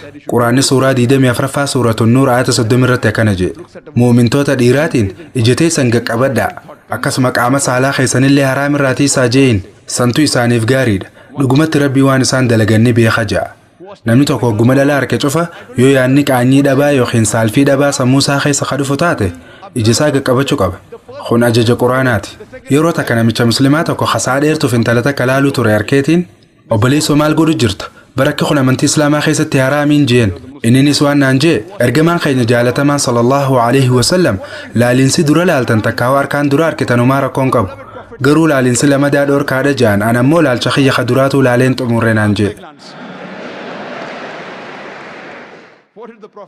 ergamaan rabbii sallallahu alaihi wasallam laalinsi duraa humaan qabu kalamadaa ammoo dhorkaadha hogguu jaan kana wanti isaan jechuutti fedhan yoo osoon beekin akka tasaa dubartii takka kalaaltu taate irra deebitee laaliin jechuudha malee daqiiqaa 10 osoo ijallibsanne walit dhaabii laaliiti laalcha kiyya kaduraatuun fixanne jee jechuudha miti. aayanni itti aanu khasuuraa annuur lakkoofsa 30 takka faara jiru ammoo waa'ee hijaaba dubartootaa irraa haasa'u. dubartiin takkaas oguma dhiiraa harkite cufa yaadni qaanyii dhabaa yookiin saalfii dhabaa tokko yoo sammuu sii keessa kadhufu taate ija sii qaqqabachuu qabdi. hijaabaaf ulaagaalee bu'uuraa jahatu quraanaa fi hadiisa keessatti ibsamee jira. akkaataa uffannaa hijaabaa ilaalchisee jechuudha. ulaagaan takkaffaa hanga jechuun qaamarraa hanga hagoogamuu qabu. warra dhiiraatiif qaamni handhuurarraa hanga jilbaa jidduu jiru hagoogamuu takkaa'uu dho'ifamuu qaba. warra dubartootaatiif ammoo qaamni sii guutuu dho'ifamuu qaba. wanti isiin mul'isuu dandeessu fuula siitii fi harka sii hanga lafee lakkuu takkaa'uu lakatee jiru qofa malee qaamni sii kaan cuftinuu hagoogamuu qaba. ulaagaaleen shanan hafan ammoo dhiiraa fi dubartiifis akkuma tokko wal fakkaatan. lammaffaan huccuun isaan uffachuu qaban balloo ta'uu qabdi. huccuu qaama nama maxxantee boca qaama namaa mul'istu ta'uu hin qabdu. sadaffaan huccuu haphii ta'uu uffatan isii keessaan qaamni namaa mul'atu ta'uu hin qabdu. afraffaan huccuu akka malee bareedu ta'uu uffatan saala faallaa hawwatu takkaa'uu tasaala faallaa keetii harkistu ta'uu hin qabdu. shanaffaan huccuun uffatamuu qabdu tawarri saala faallaa keetii uffatu wajji wal fakkaatu ta'uu hin qabdu. akkasuma ulaagaan jahaffaatis huccuun uffatamuu qabdu tawarri kaafiraa uffatu wal fakkaachuu hin qabdu. kana jechuun ta kaafiroonni kophatti ittiin beekaman ta'uu hin qabdu. wanti asii olitti dubbanne kun jahanuu ulaagaalee bu'uura hijaabaati. waa'ee uffannaa hijaabaa ilaalchisee jechuudha. ta'us garuu wanti kun waa'ee hijaabaa guutumaa guututtiif keessaa qaba jechuudha miti. hijaabni guutuun uffata uffachuun cinatti haala amala ilaalchaa fi akkasuma niyyaa nama isa uffatuutillee of keessaa qaba jechuudha. hijaaba qaamatti uffatan kana uffachuun cinatti hijaaba ijaatu jira, hijaaba qalbiitu jira, akkasumatti illee hijaaba sammuutii fi khayaadaatiitu jira. akkasumatti ammaas akkaataa namni sanatti dubbatu, akkaataa namni sanatti deemuu fi adaba takkaa'uu naamusa namni san qabaachuu qabus of keessaa qaba. kanaatu hijaaba guutuu jaama jechuudha. ربين قرآن خيستي سورة 33 سورة الأحزاب آية 59 رتكنا جي يا إرجع ربي نيتيلي تكاهو بيرخيتين جين دبرخيتي في دبرتوتا مؤمنتوتا تينيس ويتعلى باتن قام خيسنا جوجدا جلبابة تكاهو إجابة فدا جين إجابة فتشوسني نكبي كماني في أكن مني سان الركب نتكاو أزاي سان نجوني ففتشوسن تو ساني في الرجاريد ربين أرى ما طولنا ما فعول جي قرآن يكجو wanti dubartootaa fi hijaabni sabameef akka isaan beekamanii fi akka namoonni isaan hin cinqine isaan godhuuf. tanaaf hijaaba uffachuutti isaan ajaje. gaafii takkaan isin gaafachuu barbaada. obboleeyyan dhalaa lakkuu lamaatu jira jennee haa fudhannu. obboleeyyan lamaan kunis hedduu babbareedan. bareedina keessattis isaan lameenuu wal qixa. isaanis osoo miilaan karaa Dubaay kana gubbaa deemu jiraatani. Harumameetu magaalaa Dubaay kana gubbaa jechuu. obboleeyyan dhalaa lakkuu lameen tana keessaa takka hijaaba akkuma islaamaatti uffattee fuulaa fi harka ishee hanga lakkatee qofa malee yoo qaama ishee kaan cufa guututti haguugdee deemu jiraatte. obboleettiin taan san ammoo huccuu akka warra lixaa jechuun miniskartii takkaa gurdii gabaabduu fi qumxaa fa'aa uffattee osoo hojii karaa deemu jiraatte. isaan lameenuu osuma hojii meexuu karaa Dubaay irra deemu jiranii karaa sanirra iyyaalii takkaa diigalii dhalaa qaqqabachuu fedhu tokko yookiin lakkafuuf eeggatu tokko yoo jiraate dhalaalee lameen tana keessaa isii tam lakkafa takkaa murgisa. gaafiin tiyya intala hijaaba akka islaamaatti uffattee deemtu tana lakkafamoo ta huccuu akka warra lixaa miniskartii fi qumxaa uffattee deemtu tana lakkafa. Which girl will it is? Which girl? intala tam lakkafoo. intala tami dubartii huccuu akka warra lixaa uffatte tana lakkafa. ta miniskartii yookiin qumxaa uffattee deemtu tana. kun beekamaadha namuu ni beeka. yoo nama afeeraa takkaa'uu nama kajeelchisaa karaarra ka deemtu taate hoggus waan itti nama afeertisan numa harkatta jechuudha. quraanni hijaabni akka dubartiin hin rakkifamne isaan eeguuf dirqama godhame yoo ta'u kana dhuga dubbate jechuudha. duba waan kana hunda booda yoo namni tokko dubartii takka ka gudeedu taate shari'aan islaamaa murtii du'aatiin isa adabdi. warri musliman ta'in hedduun isaanii adabbii du'aatii jaarraa 20 takka faa kana keessammoo amantiin islaamaa amantii hamtuu namaaf hin laalanne seerri kun seera rahmata hin qabne takkaa'u seera naasuu namaaf hin qabne faa ja'an. garuu yoon gaafii tana isin gaafadde gaafii tanaas namoota musliman ta'in ka kumaata maallaqaamu gaafadheetiin jira. mee rabbi nutti hin godhiniiti osoo namni tokko haadhatee gudeedee yookiin obboleettii ta'e gudeedee ati ammoo abbaa murtii si godhanii namicha isaan gudeede sanis fidanii yoo fuuldura kee dhaaban adabbii akkamitti murteessite jeetiin gaafadde. na amanaa namni hundinuu 100% murtii du'aatti murteessina ja'an. gariin isaanii inumaatu san bira dabranii lubbuutti hadheessuudhaan hanga inniif jibbuutti cafeenee takkaa'u torchar goonee isaa ajjeesna ja'an. namni tokko jaartii ta'e haadhatee obboleettii ta'e yoo gudeede murtii du'aatti murteessita. Garuu namni tokko haadha nama biraa takka gudeede yookiin obboleettiin nama biraa takka gudeedamte nama isii gudeede san irrattis murtiin du'aarra muramuudhaan yoo adabame seera badaa gara jabeenyaatii fi boodatti hafaadha jetta. Furqiyyee fuula lamaa ta'uun kun maaliif barbaachise? Maaliif yoo beeytanii Ameerikaan USA'n taama biyyoota gurguddoo addunyaarra jiran keessaa akkaan dura deemte jaamtu tun yakka gudeeddiitiin addunyaarraa sadarkaa duraarraa akka jirtu ni beeytanii? Addunyaarraa biitii yakki gudeeddii baay'inaan itti raawwatamu USA'dha. Akka to'ata yookiin staatiksii FBI kabara 1990tti guyyatti yakka gudeeddii 1756 raawwatamaa ture. Akka staatiksii US Department of Justice takkaa'u waajjira ministeera haqaa Ameerikaatti bara 1996tti guyyatti yakka gudeeddii 2713 raawwatame. Bara 1990tti yakka 1756.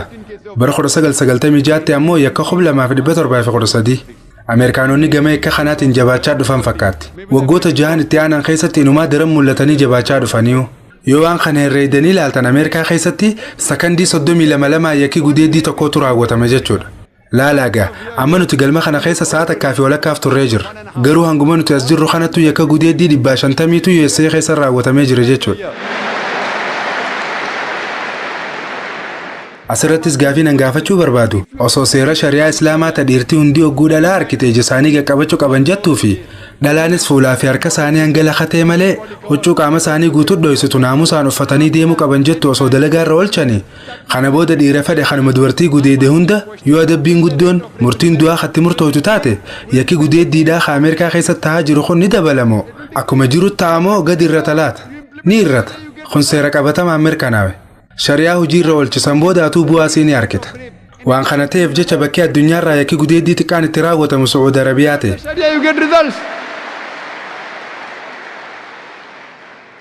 Shari'aa dalagaarra oolchinaan bu'aa siinii harkatte jechuudha.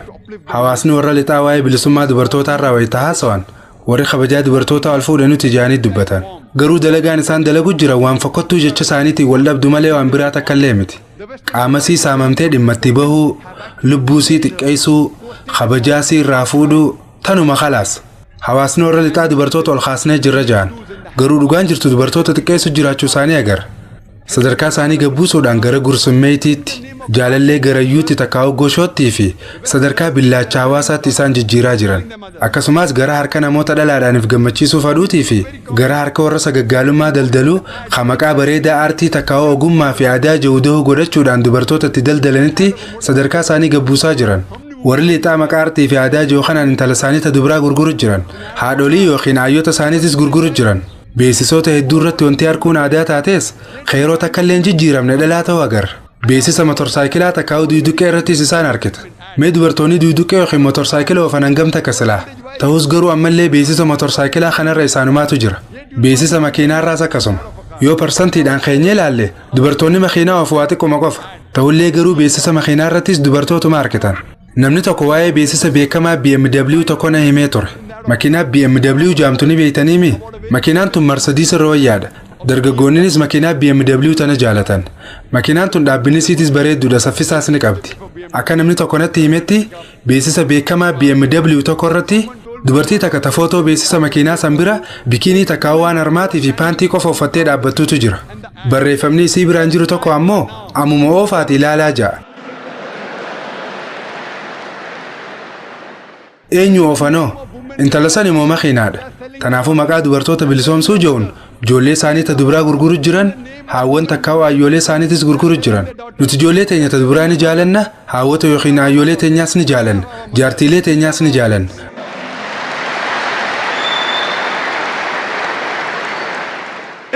Yoo hijaabni dubartoota cunqursee miidhaa irraa keessaan tiisu taate nuti cunqursaan san nuu taatee jirti. Cunqursaa sanis ni jaalanna, eegumsa sanis ni jaalanna. Yoo bilisummaan isin jettan dubartoota keessan gurguruu fi qaamumee fiituu gurguruu kana taate nuti amantii teenyatti haalaan gammachuu qabna. Amantiin Islaamaa wanti hijaaba dirqama gooteef sadarkaasii ol fuudhuu fi isii eeguudhaaf. Wanti har'aan tana warra lixaarraa harkaa jirrus waanuma gaafa dur tahaa ture. Waanuma ol fakkaatu takka harkaa jirra. Waanuma gaafa qarooma Giriik, gaafa qarooma Roomaa tahaa tureetu har'aas tahaa jira. Maqaa dubartoota bilisoomsuutiin, maqaa aartii yookiin ogummaatiin, maqaa aadaatiin, maqaa beeksisaatiin, maqaa moodeelaatiin, maqaa TV faashinaatiin wanti harkitan kun cufti maal godhaa jiranoo garumoorra dursanitti deebi'aa jiran jechuudha. Roman civilization, women in the name of liberalization, art, culture, modeling, fashion TV, all this you see, what are they doing? Going back to the old age.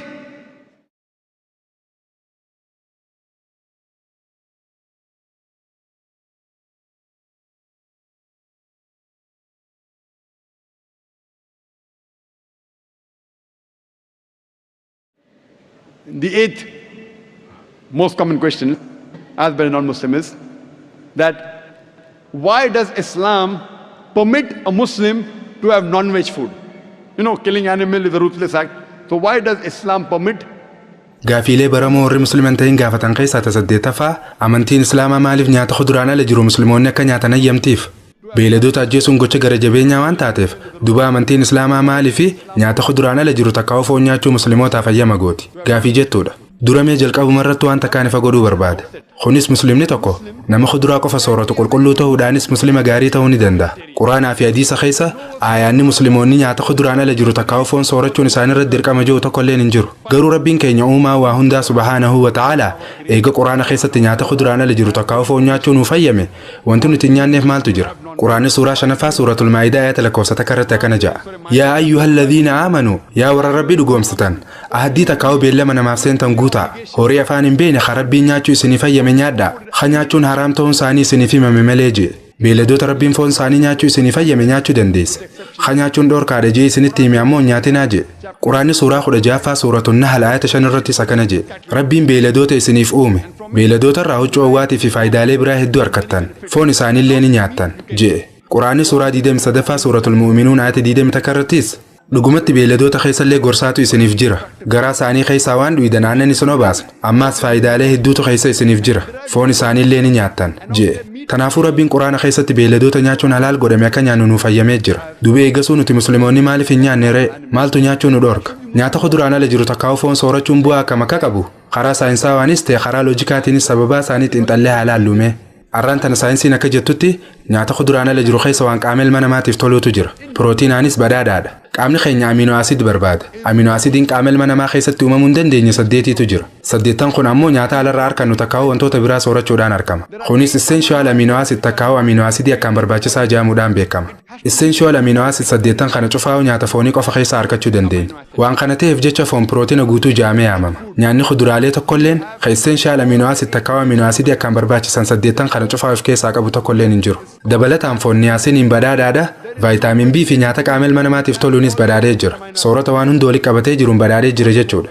Garuu namoonni musliman ta'in hedduun isaanii keessaafuu warri hinduu musliimoonni maaliif nyaata kuduraan alaa takkaa'u foon sooratan jedhanii gaafatan. Indiyaanonni biyya Indiyaa keessa malees biyyoota addunyaa biraa hunda keessaa ni jiran. Baay'ina uummata addunyaa keessaa parsantiin 20 isaanii. Yoo addunyaa tanarra bikkuma feetan dheeytan USA, Kaanadaa, UK, Dubaay si wadheeytan jira kana numa argitan. Tanaaf gaafiin tunis addunyaa guutuu keessatti gaafii beekamtuu taate jechuudha. Waa'ee foon nyaachuu dhabuu kanarratti waaniin isaaniin jiru akkaataa ilkeen herbiivoras takkaa'u beeyladoota marga sooratanii itti walqixxeeffamte yoo xiinxaltan. Ilkee loonii, re'ee, hoolaa, beeyladoota citaa yookiin marga qofa sooratan kana akkaataa ilkeen isaanii itti walqixxeeffamte yoo xiinxaltan. Ilkee baxxifamtee kaayamte qaban jechuun ilkee marga qofa nyaachuuf mijjooytu qaban. Bineensota kaarnivoras takkaa'u bineensota foon qofa sooratan yoo ilaallees bineensota akka leencaa, qeerransaa, warbaa takkaa'u hamaqeexaa akkaataa ilkaan isaanii itti kaayaman xiinxallee yoo ilaallees isaan kun hundinuu ilkee qara qabdu ilkee qarriinfoo qaban. Garuu yoo ilkaan ilma namaa xiinxaltanii ilaaltan daawitiidhaan yoo ilaaltan nuti ilkee baxxifamtee kaayamtee fi ilkee qara qabdus ni qabna. Rabbiin ol ta'e akka kuduraalee qofa nyaannu yoo hafadhu taate maaliif ilkee qara qabdu ilkee qarriinfoo nuuf kannare? Maaliif jecha nuu kannee hoo? Akka waan kuduraan alaa takkaa'u foon itti nyaannuuf jechuudha. For what? To have non-veg. Dabalataanis sirna daakinsa beeyladoota marga qofa sooratanii kanneen akka loonii, re'ee fi hoolaa yoo xiinxallee ilaalle garaachi isaanii kuduraalee qofa daakuu danda'a. Yoo foon nyaatan daakuu hin danda'u. Sirna daakinsa bineensota foon qofa sooratanii kanneen akka qeerransaa, leencaa fi warbaa yoo xiinxallee ilaallees garaachi isaanii foon qofa daakuu danda'a. Kuduraalee daakuu hin danda'u. Garuu sirni daakinsa ilma namaa soorata kuduraaleetii fi kuduraan ala jiru takkaa'u foonis daakuu danda'a. Duba rabbiin olaane yoo kuduraalee qofa akka nyaannu ka barbaadu taate maaliif garaacha yookiin sirna daakinsa soorataa hawaan kuduraan ala jiru takkaa'u foonillee daakuu danda'u nuuf kannere? Garuu nuti uumamumaan qabna. Nuti marrimaan qallaa fi marrimaan furda qabna. Sababninis akka kuduraalee fi foonis soorachuu dandeenyuuf. Nuti herbiivarasii miti yookiin kaarnivarasii miti. Takkaa'u nuti warra baala qofa nyaatuu miti yookiin warra foon qofa nyaatuu miti. Nuti omniivaras jaamna. Takkaa'u warra waa hallee nyaatu jaamna. Hordoftoonni amantii hinduu irra hedduun isaanii ilaalcha dogongoraa qaban. Hinduizimiin nyaata kuduraan ala jiru takkaa'u foon nyaachuu waan dhoorkitetti fakkaata. Waan amantiin isaanii foon nyaachuu isaan dhoorkitetti fakkaata. Yoo kitaaban amantii Hinduu dubbistanii ilaaltan, kitaaban hedduu keessatti bakka hedduutti hayyoonni isaaniitii fi qaaluleen isaanii foon akka nyaachaa turan hubachuu ni dandeessan. Kitaaba Manuspiritii boqonnaa 5 yoo dubbistan akkana ja'a. Namni waa nyaatu foon wantoota nyaatamuu qabu yoo nyaate sawwaan gaariidha. Yoo guyyarraa guyyatti illee ka nyaatu taate. Sababninis wantoonni gariin akka nyaatamanii fi gariin ammoo akka nyaatuuf gooftaan isaan uume ja'a. Ammas Manuspiritii boqonnaa 5 yoo dubbistanis akkana ja'a. Waan wareegame takka foon nyaachuun cubbuu miti. Kun akkuma beekamuttuu seera gooftaati ja'a. Akkasuma ammas Manuspiritii boqonnaa 5 fi 40 irrattis beeyladoota wareegaman kana gooftaatu uume. Kanaafuu beeyladoota wareegaaf jecha yoo gorra'an kun beeyladoota ajjeesuudhaan ja'amu ja'a. Dabalataan kitaaba Mahabharata Anushaasan Parv boqonnaa 88 yoo dubbistanis waa'ee Paandavaas waa'ee obboleeyyan shananii irraa wayita dubbatu akkana ja'a. Obboleessi hangafaa Yudhishtiraan akkana jedhee Bhishmaa waa gaafate. Osoo ayyaana du'aa akaakayyuulee isaanii kabajaa jiranii takkaa'u puujaa yeegnaa godhaa jiranii Yudhishtiraan ayyaana puujaa yeegnaa takkaa'u kabaja ayyaana du'aa kanarratti akka abaabayyuulee fi akaakayyuuleen teenya nurraa gammadaniif nyaata akkam dhiyeessuu qabnaaf jedhee Bhishmaa gaafate. Bhishmaanis oguu deebisuuf akkana jedhe. Akka wareegaatti guyyaa kabaja ayyaana du'aa kana habaqaala baala qabu takkaa'u meeyira kuduraalee fi muduraalee yoo dhiyeessiteef akaakayyuuleen teenya ji'a takkaaf itti gammadan. Yoo qurxummii takkaa kalluuna kanniteef ji'a lamaaf gammadan, yoo foon kanniteef ji'a sadiif, yoo hilleensa kanniteef ji'a afuriif, yoo foon re'ee kanniteef ji'a shaniif, yoo cormi takkaa'u foon booyyee kanniteef ji'a jahaaf, yoo shimbirroo takkaa'u allaattii kanniteef ji'a torbaaf, yoo gadamsa takkaa'u bosonuu kanniteef ji'a 8tiif, meenuun takkaa'u qajeelfamni maqaa nyaataa qabu haaluma kanaan itti fufee, yoo gafarsa kannite ji'a 10 takkaaf, yoo sa'a kannite akaakayyuuleen teenya waggaa tokko guutuuf itti gammadan. Kun biif takkaa'u foon looniiti. Yoo foon warseessaa yookiin foon re'ee diimaa yoo kanniteef ammoo akaakayyuuleen teenya gammachuu cinna hin qabne gammadan jeen. Meenuu guddicha kana takkaa'u qajeelfama maqaa nyaataa qabu dila kana yaadiga. Kuduraalee fi muduraa, qurxummii, foon, hilleensa, re'ee wanti hundinuu meenuu nyaataa kana gubbaa jira jechuudha. Kanaafuu kitaaban amantii Hinduu yoo dubbistan nyaanni kuduraan ala jiru takkaa'u foon nyaachuun hayyamamaa akka ta'e ni argitan. Garuu foon nyaachuu diduun kun gulanuma takkaa'u yeroo xiqqoo booda eegalamte. Yeroo warri Hinduun tahin warra amantii Hinduu qaban irratti dhiibbaa fiduudhaan filosofii isaanii fudhachiisanii akka isaan amantii isaanii gara veejitiraanizimiitti jijjiiran isaan godhan. Jechuun akka isaan warra kuduraa qofa nyaatutti jijjiiraman isaan godhan. Warri Hinduu cuftinuu warra kuduraa qofa nyaatu miti takkaa'u warra foon lagatuu miti. Yeroo hedduu jara kana maaliif warra kuduraa qofa nyaatu taatan jeetiin gaafadha. Isaanis beeyladoota ajjeesuun diliidha takkaa'u cubbuudha jaanii naa deebisan. Wantoota lubbuu qaban ajjeesuun cubbuudhaa mii jaan. Anis hayyee waliif gallaan jaan. Isaanis beeyladoota ajjeesuun cubbuudha jaanii nu deebisan. Arraan tan akka saayinsiin jettutti biqiltoonni lubbu qabeeyyiidha. Gaafa duraa biqiltoonnii fi kuduraaleen akka lubbu qabeeyyii ta'an namni beeku hin jiru. Amma garuu dubbiin jijjiiramtee jirti. Isaanis akkana jaan. Lakki biqiltoonni akka lubbuu qabu ni beekna. Garuu biqiltootatti miirri dhukkubbii itti dhagayamu hin jiru. Kanaafuu beeyladoota ajjeesuutu biqiltoota ajjeesuu irra cubbuu guddoodha jaan. Yeroo ammaan tanaa saayinsiin daran guddattee dura deemtee waan jirtuuf biqiltoonnis miira dhukkubbii akka qaban takkaa'u akka dhukkubsatan irra gahamee jira. Nuti boo'icha biqiltootaa dhaga'uu baannus biqiltoonni ni ilaalatan takkaa'u dhukkubbiin itti dhagayamti. Akkaataan dagaage addaa ka dhukkubbii isaanii nu garsiisu jiraachuu baatullee dhukkubbiin itti dhagayamti jechuudha. Qorannoo takkaatu Ameerikaa keessa godhamee ture. Akka qorannoo tanaatti qotee bulaan tokko maashina sagalee boo'icha biqiltootaa akka gurri namaa dhaga'uu danda'u godhu tolchuu danda'ee jira. Sababninis ilmi namaa sakandii takka keessatti marsaa sagalee 20 irraa hanga 20 jidduu jiru qofa dhaga'uu danda'a. Jechuun harzii 20 irraa hanga harzii 20 jiru qofa dhagaya. Waan sanii gadiitii fi sanii ol jiru ilmi namaa dhaga'uu hin danda'u. Amma yoon akkana godhe, yoon suutaa akkana godhe harzii 20 ga'u waan ta'eef dhaga'uu hin danda'u. Yoon saffisaan akkana godhe garuu harzii 20 ol waan ta'eef ni hin dhagaya. Sababninis ilmi namaa sakandii takka keessatti marsaa sagalee 20 irraa hanga 20 jidduu jiru qofa dhaga'uu danda'a. Jechuun waan harzii 20 irraa hanga harzii 20 jidduu jiru qofa dhagaya. Ni beeytanii sareen marsaa sagalee hanga 40 sakandii takka keessa dhaga'uu dandeessi. Waa'ee silent dog whistle takkaa'u fooriyyaa yookiin fiiksuu callisiinsaa hasaree waan jaamu dhageessanii jirtan ta'a. Kana jechuun fiishkaan ati afuuftu harzii 20 irraa hanga harzii 40 jidduu yoo taate ilmi namaa dhaga'uu hin danda'u. Sareen ammoo bakka jirturraa dhageessee gara abbaa isa qabuutti dhufti. Haaluma wal fakkaatuun boo'insa biqiltootaatis ilmi namaa dhaga'uu hin danda'u jechuudha. Qorannoo Ameerikaa gaggeeffamte tan irratti qotee bulaan meeshaa ammayyaa tan wanti hojjeteef yoo biqiltoonni san bishaan fa'aa barbaadanii qabooyan taate maashinni kunis boo'icha san gara sagalee ilmi namaa dhaga'uu danda'utti waan jijjiiruuf namichinis dhaga'uu danda'a. Tanaaf har'aan tana saayinsiin biqiltootaallee akka dhukkubbiin itti dhaga'amtu nutti himu jiran jechuudha. Namichi musliman ta'in Kamormu kun ammaas hayyii obboleessoo Zaakir dhugaa keeti biqiltoonni lubbuu ni qaban biqiltootattis dhukkubbiin ni dhaga'amti si wajji waliif ni gala garuu beeyladoota wajji wal bira qabne biqiltoonni miira lama irroodha. Kana jechuun beeyladoonni miira 5 qaban biqiltoonni garuu miira 3 qaban naan ja'a. Hayyeemee mormumaaf jecha si wajji waliif ni galaan ja'an biqiltoonni miira 3 qaban beeyladoonni ammoo miira 5 qaban. achii nama gaafii isa gaafadhe fakkeenyaaf osoo obboleessa tokko qabaatte inninis nama dhalootumaanuu dhagalaa gurraan hin dhageenyee fi duudaa arrabaan dubbachuu hin dandeenye yoo ta'e akkasuma yoo namni tokko dhufee isaa ajjeesee atis dubbii tanaaf mana murtiitti dhiyaatte abbaa seeraatiin gooftaa kiyya obboleessa kiyya qaama miiraa irruu lama waan qabuuf namicha isaa ajjeessa kana adabbii isaa irraa xiqqeessi jettee dubbatta.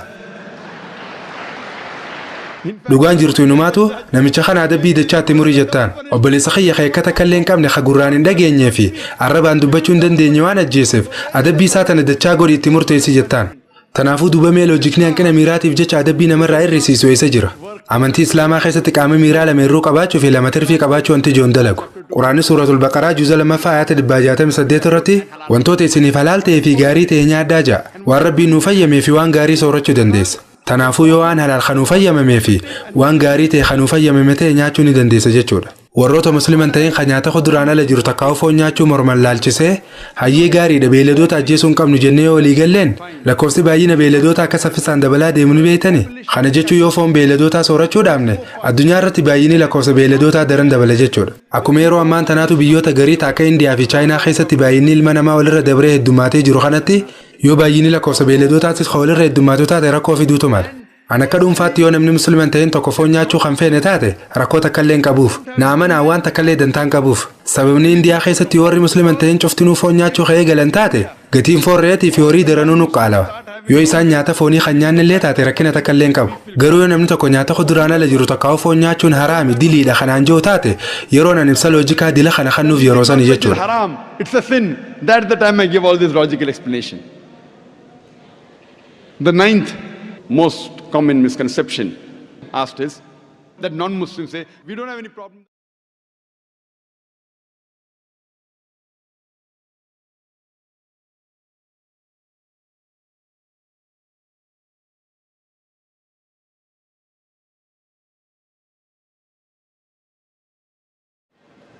The 12th most common question asked by non-Muslim is that if Islam is a universal religion, then why aren't non-Muslims allowed to enter Makkah and Medina? Gaafiilee baromtuu warri musliman ta'in gaafatan keessaa tokko lammaffaa yoo amantiin Islaamaa amantii addunyaa guutuu khataatu taate warri musliman ta'in maaliif Makkaa fi Madiinaa seenuurraa ugguraman gaafii jettuudha. Islaamummaan amantii nama hundaa eega taate warra musliman ta'iniif Makkaa fi Madiinaa seenuun maaliif dhorkaa taatiree? Deebisaan gaafii tanaa biitii hundinuu naannoo muraasa ni qabdi. Naannoo kaantoonmentii eeriyaa jedhamtu takkaa'u bakka ramaddii qaban. Kaantoonmentii eeriyaa jechuun naannoo loltoonni waraanaatii fi namoonni ittisa biyyattii keessatti hirmaannaa qaban qoftiin seenuun hayyamamuuf jechuudha. Ani amma lammii Indiyaa ta'ullee gara naannoo ramaddii san takkaa'u kaantoonmentii eeriyaa seenuu naaf hin hayyaman. Ana akkanuma lafaa ka'ee lammii Indiyaa waan hin ta'eef maaliif kaantoonmentii eeriyaa seenuu na dhorkitan jechuun danda'u. Tanu jechuun danda'u namoota ittisa biyyattii irratti hirmaatanii fi biyya eegan qofaatu kaantoonmentii eeriyaa takkaa'u bakka ramaddii tana seenuun isaaniif hayyamama. Haaluma wal fakkaatuun Makkaa fi Madiinaanis harameenii lachuu bakka ramaddii takkaa'u kaantoonmentii eeriyaa Islaamaati. Tanaafuu asiis namoota Islaamummaatti amananii jaalatanii fi namoota Islaamummaaf jecha du'a filatan qofaatu Makkaa fi Madiinaa seenuu danda'a. Believe, love and are willing to die for Islam are allowed to enter Makkah and Medina. Sababa kanaaf rabbiin quraana keessatti suuraa 9ffaa suuratu Tawbaa ayata 28 irratti guyyaa har'aarraa kaasee kaafirri tokkolleen akka naannoo lameen tanatti hin dhiyaanne jee dhorke. Rabbiin waan takka dhorkinaan waan san nutillee amannee fudhachuu qofa khalaas. Sababni biraa ammaas yeroo biyya takka seentan takkaa'uu dheeytan yeruma biyya takka daawwachuu feetan cufaa'u duraan dursee viizaa argachuu qabda. Yoo viizaan qabaanne biyya san seenuu hin dandeessu takkaa'uu seenuun siif hin hayyamamu. Biyyoota viizaa isaanii argachuun akkaan ulfaatu keessaa takka USA'dha. Gaafiilee hedduu si gaafatan. Dhiyeenya kana fa'aa bu'ati shoorar keessaadhaa jedhanii si gaafataniiru. Akka waan namni hundinuu AJ barreessee deebisuuf itti gaafatan si gaafatan. Walleenuu namayyuu AJ deebisaafiinsa. Asirratti gaafiin mootummaa Ameerikaa gaafachuu barbaadu. Hanga har'aatti namni AJ barreessanii jira. Ati miseensa garee shoorar keessatootaati wii. Ajiib. Wanti inni isaan gaafachuu fadhu namni AJ barreessanii jira hoo. Hanga har'aatti namni shoorar keessaadha. Miseensa garee shoorar keessatootaati jee deebisaa isiniif barreessanii jira. Gaafiilee hedduu isiniif dhiyeessan. Tanaafuu ulaagaalee isinirraa eeggamtu cufaa guutuu qabdan. Yoo hin guunne viizaan argattan jechuudha. An biyya Singaappoor dhaqeetiin ture. Yeroo duraatiif bara 1986tti gaafaan dhaqu. Foormii immigireeshinaa irratti nama qoricha sammuu nama hadoochuu daldaluuf adabbii du'aatu jira waan jirutu barreeffamee jira. Kana jechuun yoo qoricha sammuu nama hadoochuu wajjin qabamte adabbii du'aatu si eeggata. Hayyelelee adabbii du'aatii seerri kun seera gara jabeenyaatii fi boodatti hafaadha jechuun hin jirtu. Yoo Singaapoor seenuu barbaadde seera kana wajji walii galuu qabde. Yoo hin taane garuu seenuun kan hin jiru hin seentan. Kanaafuu yoo viizaa biyya takka harkachuu barbaadde seera biyya saniitii walii galuu qabda. Amma gaa viizaa Makkaa fi Madiinaa seenuudhaaf isin barbaachisu laa ilaaha illallah Muhammadan Rasuulullah arraba keetiin jechuudha. And Prophet Muhammad the messenger of Allah. Hiikaanis Allah malee rabbiin biraan jiru Nabi Muhammad sallallahu alaihi wasallam ergamaa isaati jechuudha. Yoo ilmummaan namaa hafadhee arraba isaatiin laa ilaaha illallah Muhammadun Rasuulullah jee viizaa Makkaa fi Madiinaatti seenuu harkachuu ni danda'a jechuudha. Magaalaaleen qulqulluun lameen tun naannoo Ramaddiitti takkaa'u kaantoonmantii eeriyaadha. Gara magaalaa tanaa seenuuf viizaan si barbaachisus Allah malee rabbiin biraan jiru Nabi Muhammad sallallahu alaihi wasallam ergamaa isaati jettee fudhachuudha. Sababa hanqina yerootiif jecha ammaaf ilaalchota dogongoraa yookiin gaafiilee baramtuu tanneen keessaa takka qofaaf hin deebii kan. Sanbooda akkuma duraanitti warra asitti walga'een hordofu jiran kanarraa gaafiilee baraman waliigalatti irraa fuuna inshaallah. Yoo akkam xiqqaate ilaalchota dogongoraa kanneen irraa parsantii 50 ol dubbaddeetiin jira. Akka kiyyatti har'aaf gaafiilee baraman tana keessaa takka sadaffaa amantiin islaamaa maaliif musliimoota foon booyyee nyaachuu dhoorkiti? Foon karkarroo nyaachuun maaliif dhoorkame gaafii jettuudha. Gaafii tanaaf deebisaa quraanni yoo xiqqaate bakka adda addaa afuritti dubbatee jira. Suuratul Baqraa ayata 173 irratti, Suuratul Maa'idaa ayata 3 irratti, Suuratul An'aam ayata 145 irratti, akkasumas Suuratul Nahl ayata 115 irratti ibsamee jira. حرمت عليكم الميتة والدم ولحم الخنزير وما أهل لغير الله به isin irratti haram ta'ee jira. Baktii takkaawaan fi hindu'e nyaachuun, dhiiga dhuguun, foon booyyee nyaachuunis waan rabbi malee jiruuf wanti maqaa dhahamee qalamees isin irratti haraami jedhe. Kanaafuu yoo akkam xiqqaate bakka garaagaraa afuritti quraanni foon booyyee nyaachuun dhoorkaa akka ta'e dubbatee jira. Waan quraanni jee nuti musliimoonni ittuma amanuu qofa. Foon booyyee nyaachuun dhoorkaa akka ta'e kitaaba Yahudaatii fi Nasaaraa keessattis ibsamee jira. Kitaaba seera Leewwotaa yookiin Leevitikas boqonnaa 10 lakkoofsa 7 fi 8 irratti booyyeen qulqulluu miti. Qotteen isaa baqaqaa bakka lamatti adda qoodame ta'us alalaan guuru waan ta'eef foon isaa qulqulluu miti. Foon isaanii hin nyaatinaa, raqa isaanii illee hin tuqinaa ja'a. Kana jechuun Baayibilli foon booyyee nyaachuun dhoorkaadha, inumaa tuquunuu dhoorkaadha jechaa jira. Dhaamsummaa wal fakkaatu kitaaba seera keessa deebii takkaa'u Book of Deuteronomy boqonnaa 14 lakkoofsa 8 irratti irra deebi'amee booyyeen qotteen isaa baqaqaa bakka lamatti qoodame ta'us alala waan hin guurreef jecha foon isaa isiniif qulqulluu miti. Raqa isaatillee hin tuqinaa jee jira. Ammas dhaamsummaan kanaan wal fakkaatu akka foon booyyee nyaachuun dhoorkaa ta'e nutti himu macaafa Isaayyaas raajichaa takkaa'u Book of Isaiah boqonnaa 65 lakkoofsa 2 hanga 5 irratti irra deddeebi'amee dubbatamee jira. Kanaafuu akkaatuma kitaaba Yahudaatii fi Nasaaraatittuu foon booyyee nyaachuun dhoorkaadha. Kitaaba amantii Hinduu yoo dubbistanis kitaaba amantii Hinduu keessatti illee foon booyyee nyaachuun dhoorkaadha. Kitaaba Manusmiriitii boqonnaa 5 lakkoofsa 19 irratti Biraahmee yookiin namni lama dalalate tokko lukkuu kormaa nyaachuun qabu, qullubbii waraabessaa takka qurfoo nyaachuun qabu, akkasuma booyyee illee nyaachuun qabu ja'a. Ammas dabalataan kitaaba Vishnuu Suturaa boqonnaa 5 lakkoofsa 49 irratti namoota foon gurguran jechuun foon booyyee gurguraniif adabbiin harkaa fi miila isaanii wal dabarsanii muruudha ja'a. Kun adabbiidha. Kan nama dubbadde kun quraanaa fi hadiisa keessa osoo hin taane kitaabuma Hinduu keessa jira. Yoo booyyee gurgurte adabbiin harka muramuudha. Booyyee gurgurraan harki kee murame. Mee sababa loojikaa maaliif akka dhoorkaa ta'e haatiin xallu.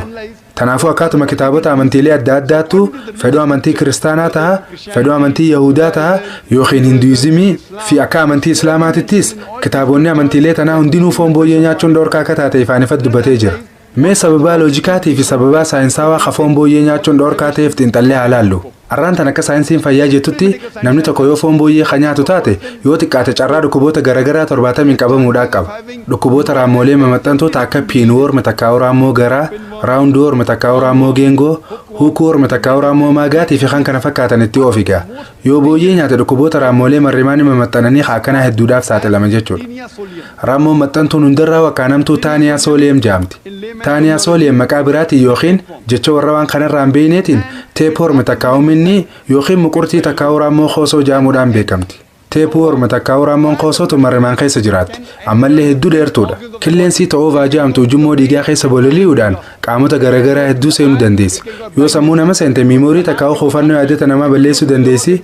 Yoo ija seente ija nama jaamsiti. Yoo onnee nama seente onnee nama daddabsisti takkaa'uu dhukkuba onnee nama fiddi. Yoo tiruu nama seente tiruu namaa balleessiti. Raammoon tun takka nama seennaan qaama namaa cufaa'uu balleessuu dandeessi. Dhukkuba raammoo taaniyaa sooleemiin nama dhufa kanaan qabamuu kee gaafa firra beetetti duraanuu qaama keessa fafacaatee waan jirtuuf yeroon sitti dabartee jirti jechuudha.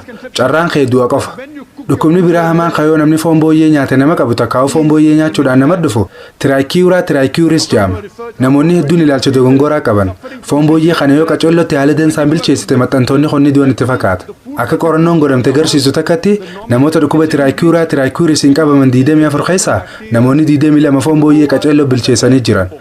Kana jechuun nyaanni ati mana kee keessa bilcheeffattu oowwi takkaa'u tempereecharri beekamaan silaafoon bilcheessuu danda'u kun baakteeriyaalee fi jarmiiwwan akkasumas oovaa takkaa'u killeelee raamoota foon booyyee keessa jirtu sana ajjeesuu hin danda'u. Sababaan biraatis kan namni booyyee nyaachuu hin qabneef hedduutu jira. Arraan tan saayinsiin akka jettutti foon booyyee wantoota faatii takkaa'u cooma yookiin boorcii namaa dabalu qofa of keessaa qaba. Wantoota irree takkaa'u qaama namaa ijaaru waa xiqqasha qofa qaba.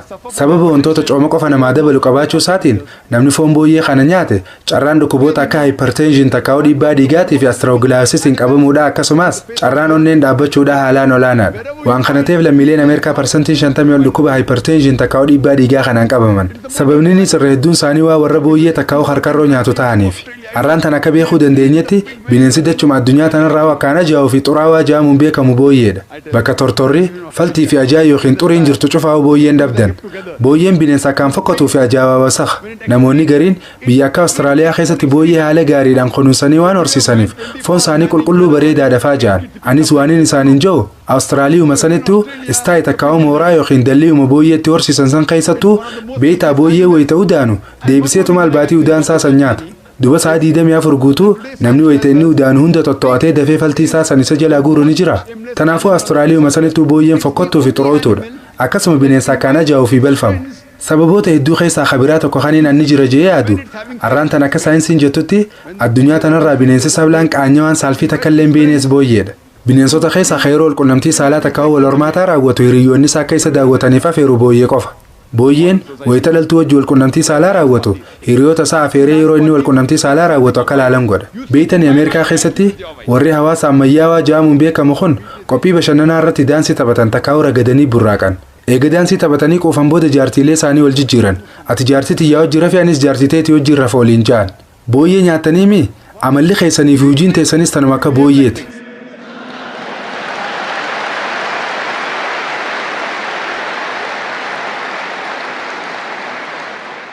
Sababa hanqina yerootiif jecha gaafiilee baraman 20 cufaa isiniif deebisee xumuruu hin dandeenye. Garuu weebsaayitii teenya www.irf.net irra yoo deetan deebisaa cufaa fi odeeffannoo bal'inaan argachuu dandeessan.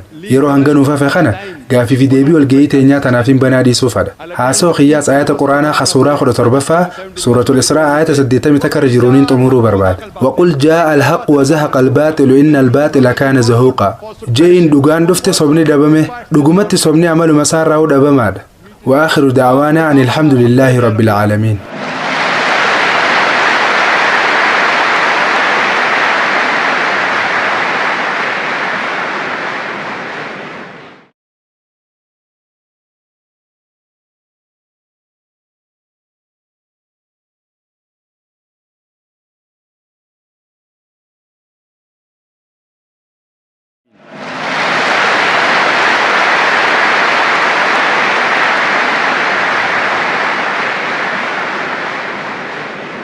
Jazakallahu khairan, Dr. Zakir Naik, for a very profound, informative and an enlightening talk. Jazakallahu khairan, Dr. Zakir. Barumsa akkaan jabaa odeeffannoo gahaa qabuu fi haalaan qoratamee xiinxallame kana gadi fageenyaan nuuf dhiyeessuu keetiif hedduus galatoomfanna. Amma gama qophii hawwattuu sagantaa tanaatti ceena. Gama qophii gaafii fi deebii bilisaatti sin dabarsina. Mata duree haasawaa irraa kan ilaalchota dogongoraa amantii Islaamaa irratti jiru kana xiinxalluudhaaf yeroo murtaawaa hanga qabnu keessatti namoota asitti argaman hundaafuu carraa walqixate kennuudhaaf yeroo gaafii fi deebiin geggeeffamtu qajeelfamoonni armaan gadii kun akka sirnaan hordofaman barbaanna. Gaafileen gaafatamtu hundi tan mata duree kana irratti rarraatu ta'uu qabdi. Gaafileen mata duree kanaa wajjin waliin qabanne takka illeenuu gaafilee waliigalata dhimma amantiilee irratti kaanis dabalatee gaafachuun hin ayyamamu. Gaafii teessan ifa godhuudhaan qabxii gaafachuu barbaaddan san suduudhaan haala gaariin gaafadha. Yeroo takkatti gaafii takka qoftiin gaafatamuun mala. Yoo gaafii lammataa qabaattan ammoo hiriira yookiin tarree san gama duubaatti deebi'uudhaan hanga carraan biraa kan gaafii teessan itti gaafattan isin dhaqqabutti eeggachuu qabdan. Warroonni muslimaa hin ta'in gaafii isaanii gaafachuudhaaf dursatu kennamaaf yookiin akka dursa harkatan goona. Dhaggeeffattoonni gaafii isaanii akka gaafataniifis galma kana keessa maayikiraafoonii 3 qopheessinee jirra.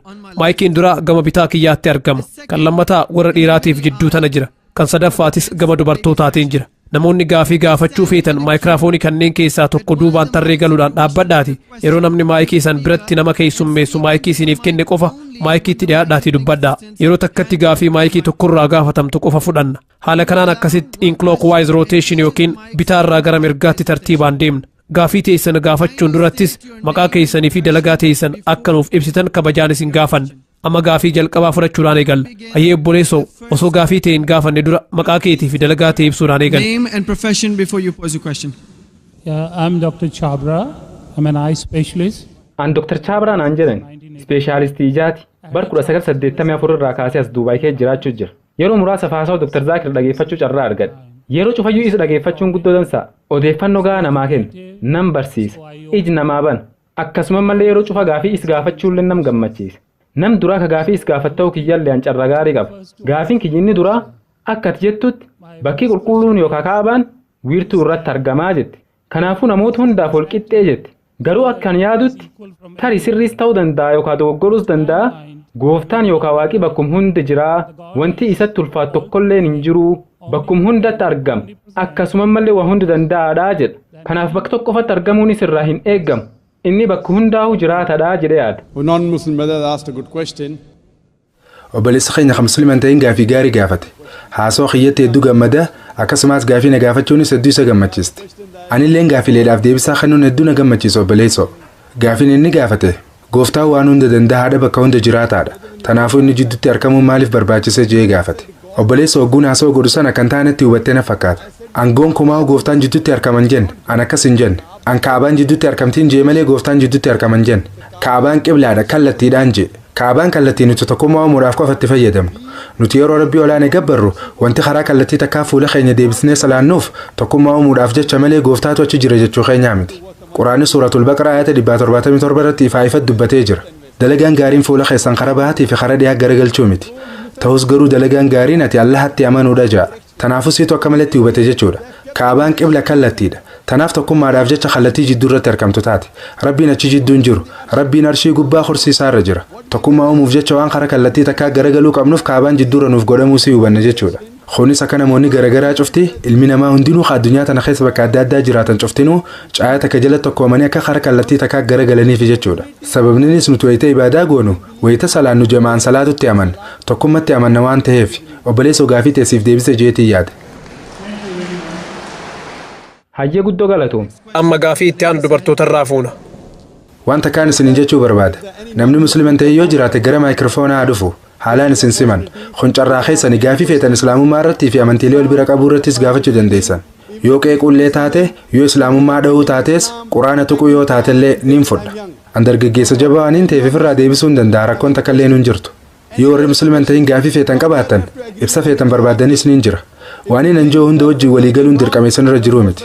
Yoo waan hin dubbadda keessa dogongorri ni jira jettanii yaaddan na sirreessuudhaaf karaan banaadha. Yoon dogongoree jiraadhee sifiin sirreessa yookiin hubannoon dogongoraa jiraattu sifaan godha takkaa'u isiniifin ibsa. Kun carraa keessani haasoyni amantii eega godhame booda yeroo gaafii fi deebii akkana harkachuu waan baramee miti. Yeroo hedduu ana kanaan harkattan kun carraa keessani gaafii fi deebisaafis yeroo dheertuu kanneen jira. Ilaalcha dogongoraa keessanis sirreeffachuu dandeessan. Waan walii galtaniin qabaatan rakkoon hin jirtu. Waan waliif hin galleen ammoo adda baafachuu dandeessan waan ta'eef tun hiree gaariidha. Carraan duraa warra musliman ta'iniif kennama. Kanaafuu warri musliman ta'in karaa maayikiroofonaatti kottaa as dhiyaaddaan isiniin ja'a. Maayikiroofoona sadiitu jira. Gama mirgaatiin warra dhiiraatiif akkasuma gama bitaatiin illee warra dhiiraatiif tokko ammoo dubartootaaf gama duubaa saniin jira. Kanaafuu isin tarree takkaa'uu hiriira keessaa baatanii gama fuulduraa gama maayikiroofoonaa dhufuu ni dandeessan. Hayyee obbolii dhiyaadhu. Yes, sister, most welcome. Good evening everybody. Akkam ooltan hundi keessanuu maqaan kiyyaa Amuttaadha. Hojjettuu imbaasii Indiyaati. Angaafilee baay'een qaba. Garuu yeroo qusachuudhaaf jecha gaafii muraasa qofaan si gaafadha. Gaafiin tiyya. Amantii Islaamaa keessa maaliif keesti siistam yookiin namoota sadarkaan qoqqooduun maaliif hin jirre? Hayyee dhaabba obbolii. Gaafiin tiyya talammataa. Obbolii gaafii dura gaafatte eegaan deebisee booda talamadaa gaafatta hayyee. Hayyee tole naaf deebisi. Gaafiin obboleettiin teenya gaafatte amantii Islaamaa keessa namoota sadarkaan qoqqooduun takkaa'u kasta sistam yookiin shanyummaan qoqqooduun maaliif hin jirre jettee gaafatte. Sababni isaa Islaamummaa keessatti ilmi namaa hundinuu walqixa ta'uu isaaniitti amanna. Kun ammoo Hinduuzimii keessa hin jiru.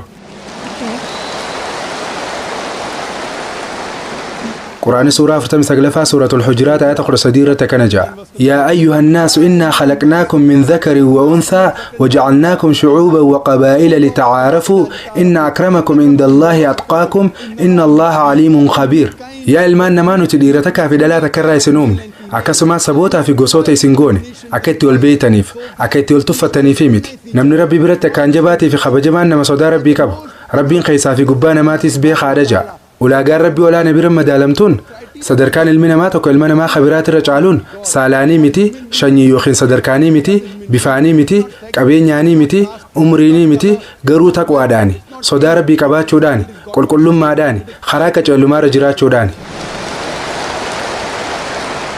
karaan tokkichi namni tokko nama biraatirra caaluun qabeenyaan osoo hin tahin umriin osoo hin tahin saalaan osoo hin tahin garuu qulqullummaadhaani rabbi sodaachuudhaani qaceelluma qabaachuudhaani wal caalan jechuudha akka amantii hinduizimiitii miti kitaaba veedaa dubbisnee yoo ilaalle gooftaan olaane gita takkaa'u warra birahamaan jaamu uume warreen barnoota qabu mataarraa takkaa'u sammuurraa uume kun warra sadarkaa duraarra jiru itti aansee gootota waraanaa shatiriyaa jaamu qomarraa takkaa'u lapheerraa uume itti aansee garaa fi tafa takkaa'u sarbaarraa warra daldaltoota vaayishiyaa jaamu uume eegas miila takkaa'u faantarraa warra shuduraa jaamu uume warri kunumaa takkallee keessa jiran shanyii gaxaantuudha waan kanaatu veedaa keessa barreeffamee jira amantii islaamaa keessatti ilmi namaa hundinuu walqixa jennee amanna ilmi namaa tokko nama biraatirra sababa dhalootaatiin sababa dalagaatiin sababa qabeenyaatiin sababa bifaatiin sababa sadarkaa shanyiitiin caala jenneen fudhannu tanaafuu amantiin islaamaa amantii addunyaa guutuuti kitaaba veedaatiin faallaadha kitaaba veedaa kadalaguma takkaa'u sadarkumatee jabeeffachuu qabda jiru kanaan faallaadha jechuudha sababninis wanti kun waan biraahimeenii wajjii walii qabameef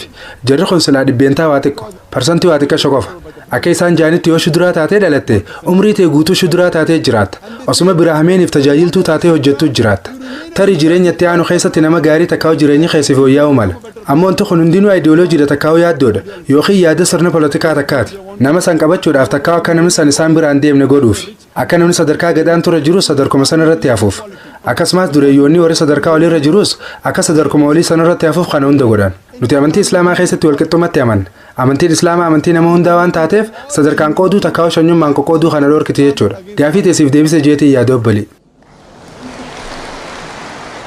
hayyoo obbo ammas shakkii biraa takkaan qaba duuba hoo maaliif islaamaan sayyid muslim shi'aa muslim sunnii muslim jettanii yaamtan kun hoo maali obboleettiin teenya maaliif akkaan sayyid muslim shi'aa muslim yookiin sunnii muslim jeene gaafatte an takkaatillee sayyid muslim jeen beeku muslim jechuun tokko hiikaanis nama fedhinnaa fi rabbii fiitiif kanne jechuudha amantii islaamaa keessa gareen hin jirtu rabbiin quraana keessatti suuraa ala imraan ayata 3 irratti kana jee wa'tasimuu bihablillaahi jamiican walaa tafarraquu haada rabbii quraana jabeessaa qabadhaa isin cuftinuu addaan hin babahinaa jee wanti sayyid muslimii fi sunni muslim yookiin khabiraa jaamun jiru karaa warraatiin miseensa maatii warra tokkoo ta'uu dandeessa tarii miseensa maatii warra sheekaa ta'uu dandeessa miseensa maatii warra sayyid ta'uu dandeessa hidda dhaloota keetii takkaa'u shanyii ta'e beekuuf akkas jechuu ni dandeessa kana jechuun namni kun nama biraatirra caale jechuudhaa miti khaaniitu sheekarra caale yookiin sayyidiiturra caale jechuudhaa miti kun hidda dhaloota keetii takkaa'u gosatee beekuudha maqaa maatii irraa dhalatteetiin yaamamuu faa yookiin maqaa biyya takkaatiin yookiin maqaa naannoo takkaatiin yaamamuu faa yookiin yoo nama naannoo wayiin beekamte takka irraa dhufe taates akkasii yaamamuu dandeessa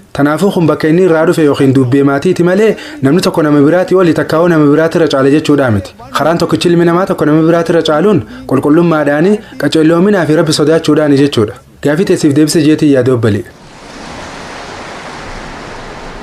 hayyee ammallee gaafiin tiyyata lammaffaa islaamummaa keessatti yeroo fuudhaaf heerumaa horoskooppiin yookiin milkii ilaallachuun maaliif hin jiraanne obboleettiin teenya islaamummaa keessatti yeroo fuudhaaf heerumaa maaliif horoskooppii ilaallanne takkaa'u maaliif faalee yookiin milkii ilaallanne jettee gaafatte obbolii sababni nuti ilaallanneef nuti horoskooppiitti takkaa'u faalee ilaallachuutti waan hin amanneef guyyaa dhalootaatii fi guyyaa gaa'ilaatillee horoskooppumaa hin ilaallattanii hin ilaallannu obbolii waan kan ittiin dhufu jiraafi ani hinduizimii waan sirri qoradhee jiruuf waan amantiin hinduu jettuun sitti hima amantii hinduu keessatti isaan horoskoopiitti takkaa'u faala ilaallachuutti amanan kundilii ni beeytaami kundilii eeyyan hin beeka kundilii jaama'ee ni beeytaatu kundilii keessatti guyyaa dhaloota keetii himta sanboode isaanis aduun tun achi turte shagoon takkaa'u milkiin tunii fi tunis girahaan takkaa'u gaaddisniinis dhufee akkutee faa isiniin ja'an wanti kun amma saayinsiidha garuu saayinsiin tun saayinsii mirkaneeffamtee miti wanti kun amma haayipotesis takkaa'u mala tilmaama kara tokkotti hin citini yoo guyyaa akkanaa lalattee eegas girahaan takkaa'u gaaddisni akkanaa dhufee akkasumas pilaaneenni yookiin urjiin tunis achii fi as deemtee faa namaan ja'an tun saayinsiidha garuu saayinsii dhaabbataa ta mirkaneeffamtee miti saayinsii jabduu takka kolleejii barannu sanii miti takka baayoloojii, fiiziyooloojii, imbriyooloojii faa jennee barannu sanii miti. Tuwwaan isaan itti amanani takkaa'u tilmaama jechuu dandeenyaan. Eegas ammaas waa'ee fuulduraa irraa haasa'an wanti isaan kundilii irra dubbatan san cufti dhugaan taatu. Nuti amantii islaamaa keessatti faala ilaallachuu yookiin waa raaguun takkaa'u milkii ilaallachuun dhorkaadha. Quraanni suuratul maayidaa ayata 90 irratti akkana ja'a. Yaa ayyuhalladhiina aamanuu innamal khamru wal meesiru yaa warra rabbitti amantan dhugumatti farshoo fi qumaarri wal ansaabu wal azlaamu taabota takkaa'u footoo gabbaruunii fi xiyyaa yookiin qalamaa milkii ilaallachuunis rijsun min amali shayxaani waan hamtuudha dalagaa shayxaanaati fajtanibuuhu la'allakum tuflihuun irraa fagaadhaa akka milkooytaniif jee quraanni onni jiru milkii ilaallachuun tun xiyyaa yookiin qalamaa milkii ilaallachuun dalagaa hamtuu dalagaa shayxaanaa waan taateef irraa fagaadhaa jaa akka milkooytaniif tanaafuu nuti akka amantii islaamaatti waan kanatti namannu jechuudha. Yeroo hedduu oguu gara maashinaa dheetee guyyaa dhaloota keetii itti barreessite torbaan tokkichatti aanu kana keessatti waan gaarii takkaatus qonnamuuf jiraata waan jiruutu isiniif ba'a. Yoo hamtuun dhibbi takka si mudattellee wanti gaariin takkitti san dhugumaan si qunnamti. Osoo hamtuun dhibbi takka si mudatte wanti gaariin takka si qunnamuun hin oolamtu. Namni itti aanu tokkos dhufee laala baatii takkitti itti aantu tana keessa waan hamtuu takkaas si qunnamuuf jiraata waan jiruutu horoskoopiidhaan ba'aaf. Tanaafuu dubbii akkanaa ta'eefan beeyin tanaatu akka shakkii keessa galtu si godha. Hundi amma waanuma paarota takkaa'u shimbirroo nama jala dubbii deebistu gootu sani. Beeytani shimbirroon paarotu yookiin shimbirroon awwaattuun deemtee ixaa yookiin carraa takka fuuti. Atis waan isiin fuute san laaltee kundilii kee takkaa'u waa'ee fuuldura keetii beekuu dandeessa. Tanaafuu nuti amantii islaamaa keessatti paarota takkaa'u shimbirroon awwaattuun carraa nuuf fuutee waan fuuldura nu mudachuuf ta'u nuuf himuu sanitti namannu yookiin shanacha harkaa yookiin ganaa namaa dubbisuudhaan yookiin urjiilee lallaaluudhaan raaguu yookiin milkii ilaallachuu kana cufaa'u islaamumaan dura dhaabbatti ni diddi jechuudha. Ammaas yeroo hedduu yeroo wanti kun dhugaadha jettanii amanuudhaan gowwoomfamtan faatu jira. Qorannoo takkaatu godhamee ture. Qorannoon tunis yeroo takka saayikooloojistiin tokko osoo daree keessa barsiisaa jiru, daree barattoota 100 qabdu osoo barsiisuu jiru, torbaan tokko booda barattootaan akkana jedhe. Dubbee teessanii fi waa hunda keessanuu hubaddeetiin jira. Isin hundaa'u mata matatti tokko keessanitti waan dabarsitanii fi waa hunda keessanuu barreessuun hin danda'a jeen. Garuu waraqaa tana hangaan an banaa jee isinitti himuu akka addaan hin banne jeen. Amma barattoota 100 kana hundaafuu waan isaan dabarsan bal'inaan katabee waraqaa tana kanneef. Sanbooda waraqaa tana banaati waan inni barreesse san hangam takka akkaan dhugaa dubbadde takkaa'u hangam takka akkaan sirrii ta'e qabxii naa kannaa jeen.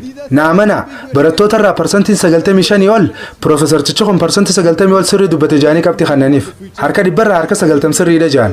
Iccitiin bakka tani jirtu maal seetan Piroofeesartichi kun waanuma gosta akka isaan hundaafuu barreessee kan. Dubbiin tun dubbiifan ta'e himamsiistuudha jechuudha. Kanaafuu obbolii wanti asirraa hubannu islaamummaa waa raaguu ni dhorkiti waan fuulduraa beekus dura dhaabbatti. Sababa kanaaf kundiliin takkaa'u faalee yookiin milkii ilaallachuun nu barbaachisna jechuudha. Osoo kundiliin takkaa'u yeroo fuudhaaf heerumaa faala ilaallachuun jirtu bultii warra amantii hinduu hordofuu dilli kun maaliif diigamtere maaliif yoo wanti nuti itti amanuu qabnu waa'ila jiruu takkaa'u nama bultii wajjin jaarree jiraannu nutummaan fi teenyaaf filachuu qabnaadha.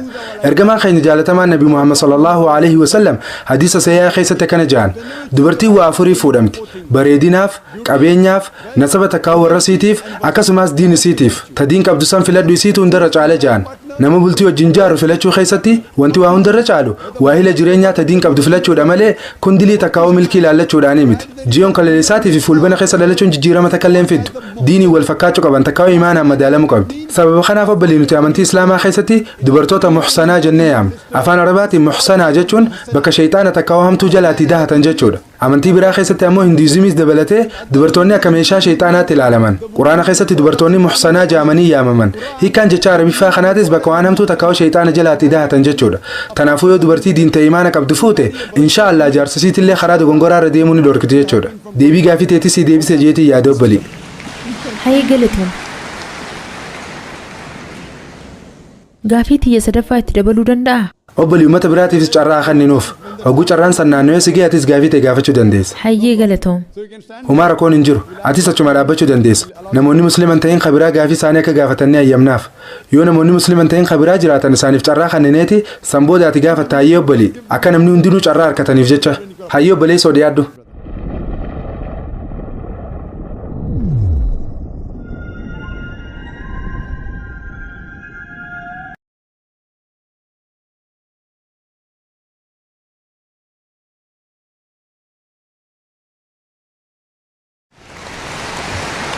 Thank you. Tole amma gaafii itti aanu dubartoota irraa fuuna. Good evening, Dr. Zakir. Akkam oolte Dr. Zakir. Maqaan kiyya Jaal jedhama. Baankii Imareet International keessaan hojjedha. Gaafiin tiyyataniin ansiif qabu amantiilee biraata islaamummaa fi kiristaanummaan ala jiran keessaa ta Nabi Muhammad nagaa fi rahmanni irra haa jiraatu akka dhufuuf ta'u dubbatu tamtu jira. Gaafiin obboleettii teenyaa islaamummaa fi kiristaanummaa malee amantiin biraa ta nabi muhammad sallallahu alaihi wasallam ni dhufa jettee dubbatte tamtu jiraa jettee gaafatte. Obbali islaamummaa fi kiristaanummaan ala amantiiwwan jiran keessaa irra hedduun isaanii hundi isaaniitu jechuullee baannu irra hedduun isaanii kanneen amantii islaamaa dura dhufan waa'ee dhufiinsa nabiyyi xumuraatii fi maayyii waa'ee dhufiinsa nabi muhammad sallallahu alaihi wasallam farisanii manii jiran. haasoo xiyya kamata duree muhammad sallallahu alaihi wasallam in the various world religious scriptures joo keessatti takkaa'u muhammad sallallahu alaihi wasallam kitaabban amantiilee addunyaa garagaraa keessa joo keessatti dubbadeetiin jira. kiristaanummaan cinatti judaayizimii takkaa'u amantii yahudaa keessattis waa'ee nabi muhammad sallallahu alaihi wasallam ni argata. kitaaba seera keessa deebii takkaa'u book of deuteronomy boqonnaa 18 lakkoofsa 18 irratti waa'ee nabi muhammad sallallahu alaihi wasallam dubbatamee jira. kitaaba seera keessa deebii takkaa'u book of deuteronomy boqonnaa 18 lakkoofsa 19 irratti kitaaba isaayyaas raajichaa takkaa'u book of isaiah boqonnaa 29 lakkoofsa 19 irratti kitaaba weedduu caalu takkaa'u song of solomon boqonnaa 5 lakkoofsa 16 irrattis waa'een dhufiinsa nabi muhammad sallallahu alaihi wasallam dubbatamee jira. Qani nama dubbadde kun kitaaba kakuu moofaati. Kitaaba kakuu aaree keessattis wangeela yohannis boqonnaa 14 lakkoofsa 16 irratti wangeela yohannis boqonnaa 15 lakkoofsa 26 irratti wangeela yohannis boqonnaa 16 lakkoofsa 7 irratti wangeela yohannis boqonnaa 16 lakkoofsa 12 hanga 14 irrattis dubbatamee jira. Kakuu aaree fi moofaa keessattis qabxiilee waa'ee dhufiinsa nabi muhammad sallallahu alaihi wasallam dubbatan hedduutu jira. Obbolii maqaan kee jaal waan ta'eef hordoftu amantii hinduuti jeetii yaada akkasumaami. waa'ee nabi muhammad sallallahu alaihi wasallam kitaaban hinduu keessa joorratti haasoo godheetiin jira. haasoo san sa'aatiilee muraasaafin godhee ture. waa'ee nabi muhammad sallallahu alaihi wasallam irraa waanuma kitaaba hinduu qofa keessa dubbatame irratti haasawee ture. saan amma qabnutu waan san hundarra deebi'ee dubbachuuf naan geessu. Tanaafuu qabxii barbaachistuu muraasa qofaan irraa tuttuqa. Kitaaba warra hinduu yoo dubbiste kitaaban hinduu gosa lamaatu jira. Tokko smritiidha kaan ammoo shuritiidha. Shuritii jechuun jecha rabbii jechuudha. Isa keessa veedaa fi upaanishaadiitu jira. Smritiin ammoo jecha ilma namaati. Isa keessa maanusmritii, ramaayeen, mahabarataa, epiks takkaa'u sheekoo jabduu jiruu goototaa guddiftee himtuu fi kanneen birootis harkachuu dandeessan. Puraanaanis achi keessatti argama. Baafishiyaa Puranaa yoo dubbiste Baafishiyaa Puranaa parfi sadii khandi sadii adihaay sadii shiloqaa shanii hanga 8 irratti waa'ee dhufiinsa nabii Muhammad sallallahu alaihi wasallam dubbata. Baafishiyaa Puranaa parfi sadii khandi sadii adihaay sadii shiloqaa 10 hanga 27 irrattis nabii Muhammad sallallahu alaihi wasallam akka mileeshiyaa ta'e takkaa akka nama baratiin ta'e dubbata. Ammaas maqaan isaa Atarvaabeedaa kitaaba 20ffaa himni 20 takka lakkoofsa 6 irrattis ibsamee jira. Atarvaabeedaa kitaaba 20ffaa himni 20 takka lakkoofsa 7 irrattis dubbatamee jira. Akkasuma ammaas Atarvaabeedaa kitaaba 20ffaa himni 27 lakkoofsa takka hanga 14 irrattis kuntaab suktaa jaamee dubbatamee jira. Kuntaab jechuun dhokataa jechuudha. Kunis waa'ee dhufiinsa nabii Muhammad sallallahu alaihi wasallam irraa haasawa. Inni faarfamaadha. Inni diina takka adawii 60 ol qaba haja'uu fi kabiraatis kan kana fakkaatan hedduudha. Akkasuma ammaas Rigveedaa kitaaba 1ffaa boqonnaa 53 lakkoofsa 9 irrattis dubbatamee jira. Maqaa Ahmad Joon ibsamee jira. Hiikaanis faarsaa takka kafaarsu jechuudha. Uttarchik mantiraa lakkoofsa 500 irrattis dubbatamee jira. Indiraa boqonnaa 2 lakkoofsa 52 irrattis dubbatamee jira. Yajurveedaa boqonnaa 30 takka lakkoofsa 18 irrattis dubbatamee jira. Akkasuma ammaas Atarvaabeedaa kitaaba 20ffaa himni 26 lakkoofsa takka hanga 14 irrattis nara shansah jaamee haamamuudhaan dubbatamee jira. Nar jechuun nama jechuudha. Shansah jechuun jecha pira shansah joo hiikaan isaa kafaaruun malu joo irraa dhufe. Kunis kafaaruun malu takka nama faarfamuu akka godhatu jechuudha. Yoo jecha nara shansaa kana jechuun nama faaruun malu joo kana gara afaan arabaa jijjiirre Muhammad sallallahu alaihi wasallam ta'a jechuudha. Ammaas maqaa Muhammad sallallahu alaihi wasallam joon Rigveedaa kitaaba 1ffaa himni 13 lakkoofsa 3 irrattis, Rigveedaa kitaaba 10ffaa himni 64 lakkoofsa 3 irrattis, Rigveedaa kitaaba 2ffaa himni 3 lakkoofsa 5 irrattis, Rigveedaa kitaaba 5ffaa himni 5 lakkoofsa 2 irrattis, akkasumas Yajurveedaa boqonnaa 20 lakkoofsa 37 irrattis, Yajurveedaa boqonnaa 20 takka lakkoofsa 30 takka irrattis dubbatamee jira. Yoo feetetti ofeetti fufuun danda'a. Waa'ee dhufiinsa nabii Muhammad sallallahu alaihi wasallam ka dubbatu qofa waan kitaaba hinduu qofa keessa dubbatame hedduu ibsuun hin danda'a. Sababa hanqina yerootiif jecha farrisaa takka raaga kitaaban kanneen keessatti dubbataman muraasa qofa maqaa dhaweetiin hubannoo isaati irraa qabxii dabalataa waa xiqqoo qofa isin irraa dubbadhee bira dabra. Ammaas inni maqaa kalkii awtaar jaamuunis himamee jira. Kitaaba kalkii Puranaa boqonnaa 2 lakkoofsa 5 7 9 10 14 dubbistee yoo ilaalte maqaa kalkii awtaar jaamuun ibsamee jira. Kitaaba kana keessatti maqaan abbaa isaa Vishnu Yaash jaamajee dubbatee jira. Vishnu jechuun rabbi takkaa'u gooftaadha. Yaash jechuun gabricha. Kunis gabricha rabbii ta'a. Yoo hima gabricha rabbii joo kana gara afaan arabaa jijjiirre Abdullah ta'a. Maqaan abbaa nabii Muhammad sallallahu alaihi wasallam Abdullah jaama. Maqaan haadha isaa Summatiidha ja'a. Summatii jechuun nagee ta'uu yookiin nama namantuu hin nasabee jechuudha. Yoo kana gara afaan arabaa jijjiirre Aminaa ta'a. Maqaan haadha nabii Muhammad sallallahu alaihi wasallam Aminaadha. ammaas magaalaa maqaan isii Sambaalaa jedhamtu keessa dhalata ja'a. Sambaalaa jechuun bakka nagayaatii fi qulqulluu jechuudha. Tunis magaalaa Makkaati. Ammaas inni mana hooggantoota warra ganda magaalaa Sambaalaa keessa dhalata ja'a. Innis mana Qureeshii keessa dhalate. Inni guyyaa 12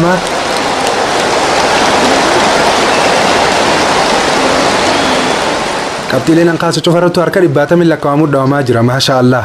Inni guyyaa 12ffaa ji'a Maadoo dhalata ja'a. Kunis Rabiul Awwal guyyaa 12ffaati. Inni barsiisaa ilma namaa hundaati ja'a. Akkuma namuu beekutti Nabi Muhammad sallallahu alaihi wasallam ergamaa rahmata aalama hundaafi. Waahiin duraa goda takka holqa keessatti itti buufamti ja'a. Bakki sanis Ghaari Hiraa jedhamuudhaan beekamti. Ammaas inni godaansa eega takka godaane booda qubachuuf booda deebine godaana ja'a. Nabi Muhammad sallallahu alaihi wasallam Makkarraa Madiina godaane. Eegas booda hajjiif malee qubatee jiraachuuf booda deebine. Amala bareedaa takka dandeettii barbaadamtu 8tu kan namaaf ja'a. Hiriyoota isa gargaaru jajjabaa 4 harkata ja'a. Kunis waa'ee khulafaa raashidiin 4 duraa sana haasa'u jira. Dirree waraanaatti malaayikotaan gargaarama ja'a. Akkuma beeynutti Nabi Muhammad sallallahu alaihi wasallam gaafa lola Badri malaayikotaan gargaaramee jira. Yoo barbaadde waa'ee dhufiinsa Nabi Muhammad sallallahu alaihi wasallam qofarraa waan haasa'u dubbachaa ooluun hin danda'a.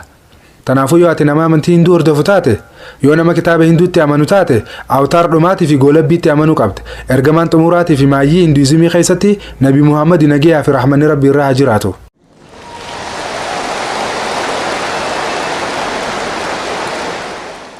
Taahullee doktor akka hinduizimitti hanga ammaa kalqee awtaar eegamutti jira.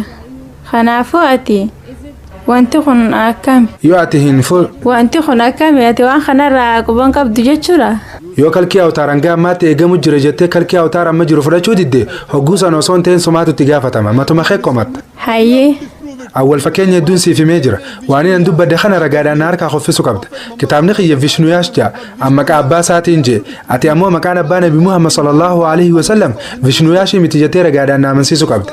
Wanti kun Pandits of Hinduism takkaa barsiisota Hinduizimiitiinis akkanuma jaamee jira. Hayyoonni Hinduu waan kana barreessanii jiran. Garuu amma hayyoonni Hinduu dhugaa jirturraa isin dhorku jiran. Dhugaa jirtu isinirraa dhoysan. Ati akka dubartii loojikaa takkatti, akka dubartii qaruutee beekumsa qabdu takkatti, tadalagaas bikka olaantuu daleedu takkatti, yoo qeessonni keessan dhugaa jirtu isinirraa dhoysaa jiraatan, ati dhugaa jirtu san barbaaddee hubachuun dirqama keeti. Nuti qeessota keessa wajjin mormii godhuu dandeenya. Doctor of Divinity takkaa awliyaa keessa yaamuu dandeessa. Beetaan barsiisota takkaa hayyoota keessa wajjin haasaweetiin jira. Hayyuu beekamaan Shirii Raavi Shankarwaan kana takkaatillee mormine. Inni fudhatee waliigalee ni jira.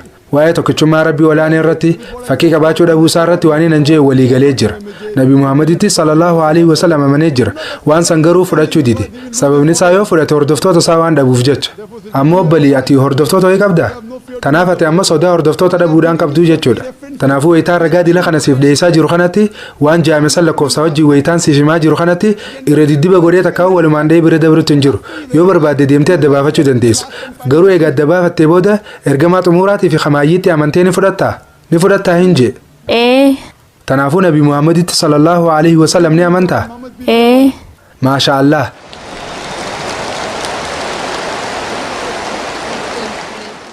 Rabbiin tokko ta'uu isaatti yoo ni amantaa? Nin amana. Rabbiin olaane suuraan fakkeeffamuu akka hin dandeenye ni amantaa? Nin amana. Tanaafuu Rabbiin fakkiin qabu jettee amantee jirta jechuudha. Eeyyeen. Nabi Muhammad sallallahu alaihi wasallam ergamaa Rabbii ta'uu isaatti yoo ni amantaa? Nin amana. Dubaati muslima jechuudha haa obbalii. Wanti ati amma jette kun shahaadaa afaan Ingiliffaati. Obbalii yoo feete afaan Arabaatiinis irra deebitee jechuu ni barbaaddaa? Wanti ati afaan Ingiliffaatiin jette Allaha malee Rabbiin biraan jiru Nabi Muhammad sallallahu alaihi wasallam ergamaa isaati jette. Waan kana afaan Arabaatiin jechuun ni feeta obbalii? Nin fadha. Hayyee anniin ja'atis na jalaa qabdee itti fufta. Ashhadu Allah ilaha illallah wa ashhadu anna Muhammadan abduhu wa rasuluhu.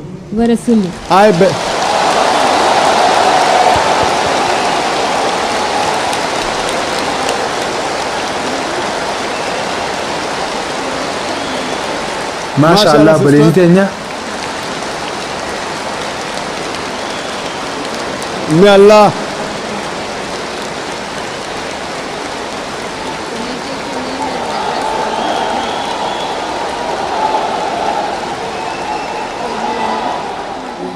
Masha Allah boleh tanya Rabbiin si abadaasu. Ati ammaan tana gara maatii amantii nagayaa tamiseensa biliyeena takka tuqaa sadii hanga biliyeena takka tuqaa shanii qabduun makamtee jirta. rabbiin si haa badhaasu rabbiin jannataan si haa qananiisu inshaallah obboleettii tiyya na amani dubbiin tun murannoo barbaaddi murannoo ta'e maashaallah haalaaniin dinqisiifadhe shiriiraa fi shankar caala murannoo qabda maashaallah rabbiin akka hidaayyaa takka qaceelmasiif kannuun sii kadhadha rabbiin si haa qaceelchu inshaallah obboleettii tiyya gaafii feete gaafachuu yoo barbaadde shakkii feete yoo qabaatte as dubaay keessa ganda hunda keessaa dhaabbatootaatu jira dhaabbatoota ilaalchatu dogongoraa keessiif qulqulleessuutu jira amantii islaamaa hubachuudhaaf quraanaa fi hadiisota sayyaa ilaali qaceellumaaf isaanii tokkaan gaariidha yoo mamii fi gaafii feete qabaatte karaa imeela keenyaa islam@irf.net irratti nuuf barreessuu dandeessa gaafii teessiif deebisuunis anaaf gammachuu tiyya anaafis du'aa inaaf godhe obboleettii tiyya.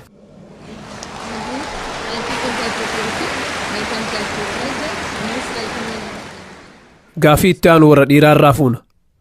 Akkam bulte Dr. Zakir ani obbo Alaan Siinkoon jedhama.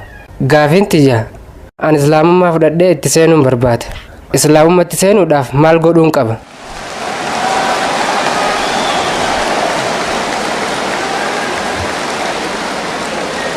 Maashaallah. Maashaallah bilis keenya biyya Filipiins. obboleessi keenya Filipiinoo maashaallah rabbiin ifaajee isaa irraa qeebalu islaamummaa fudhachuu barbaade islaamummaa keessatti yoo islaamummaa fudhachuu barbaadde Allah malee rabbiin biraa kan jirre amanuu qabde nabi Muhammad sallallahu alaihi wasallam ergamaa isaa ta'uus amanuu qabde tanaafuu rabbiin jiru tokko qofa akka ta'e ni amantaa obboleessa kiyya Allah malee qaamni biraa ka gabbaramu tokkolleen akka hin jirre amantee ni fudhattaa ni fudha nabi Muhammad sallallahu alaihi wasallam ergamaa rabbii ta'uu isaatti ni amantaa ni amana obboleessa dura afaan arabaatiin jenneeti sanboode hiikaa isaatti aansinee jenna inshaallah ashhadu Allah ilaha illallah wa ashhadu anna muhammadan abduhu wa rasuluhu maashaallah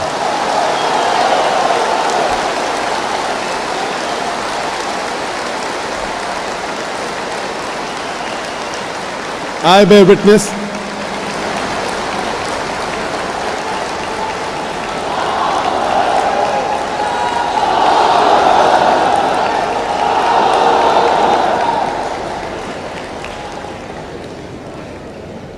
Mashallah, I'll just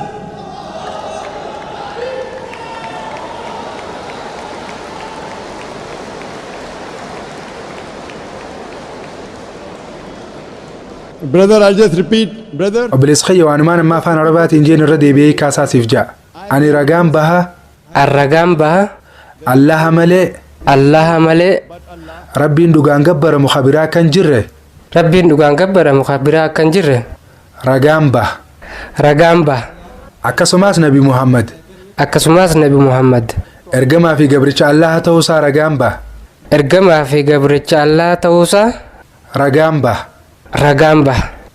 maashaallah kuni kaa'imareef afaan arabaatiin jenne san maashaallah rabbiin ifaajeeti akkas irraa qeebalu du'aayin siif godha magaalaa Dubaay tana keessatti gara magaalaa Dubaay tana namoonni bultii isaanii qacelfachuudhaaf dhufuun isaanii nama gammachiisa alhamdulillah garuu na amani wanti ati amma asitti harkachuu jirtu waan akhiratti harkattu biratti haalaan xiqqaadha wanti ati akhiratti harkachuuf teessu inshaallah kana daran akkaan guddaadha inshaallah rabbiin jannataan si haa badhaasu galatoome obboleessa kiyya galatoome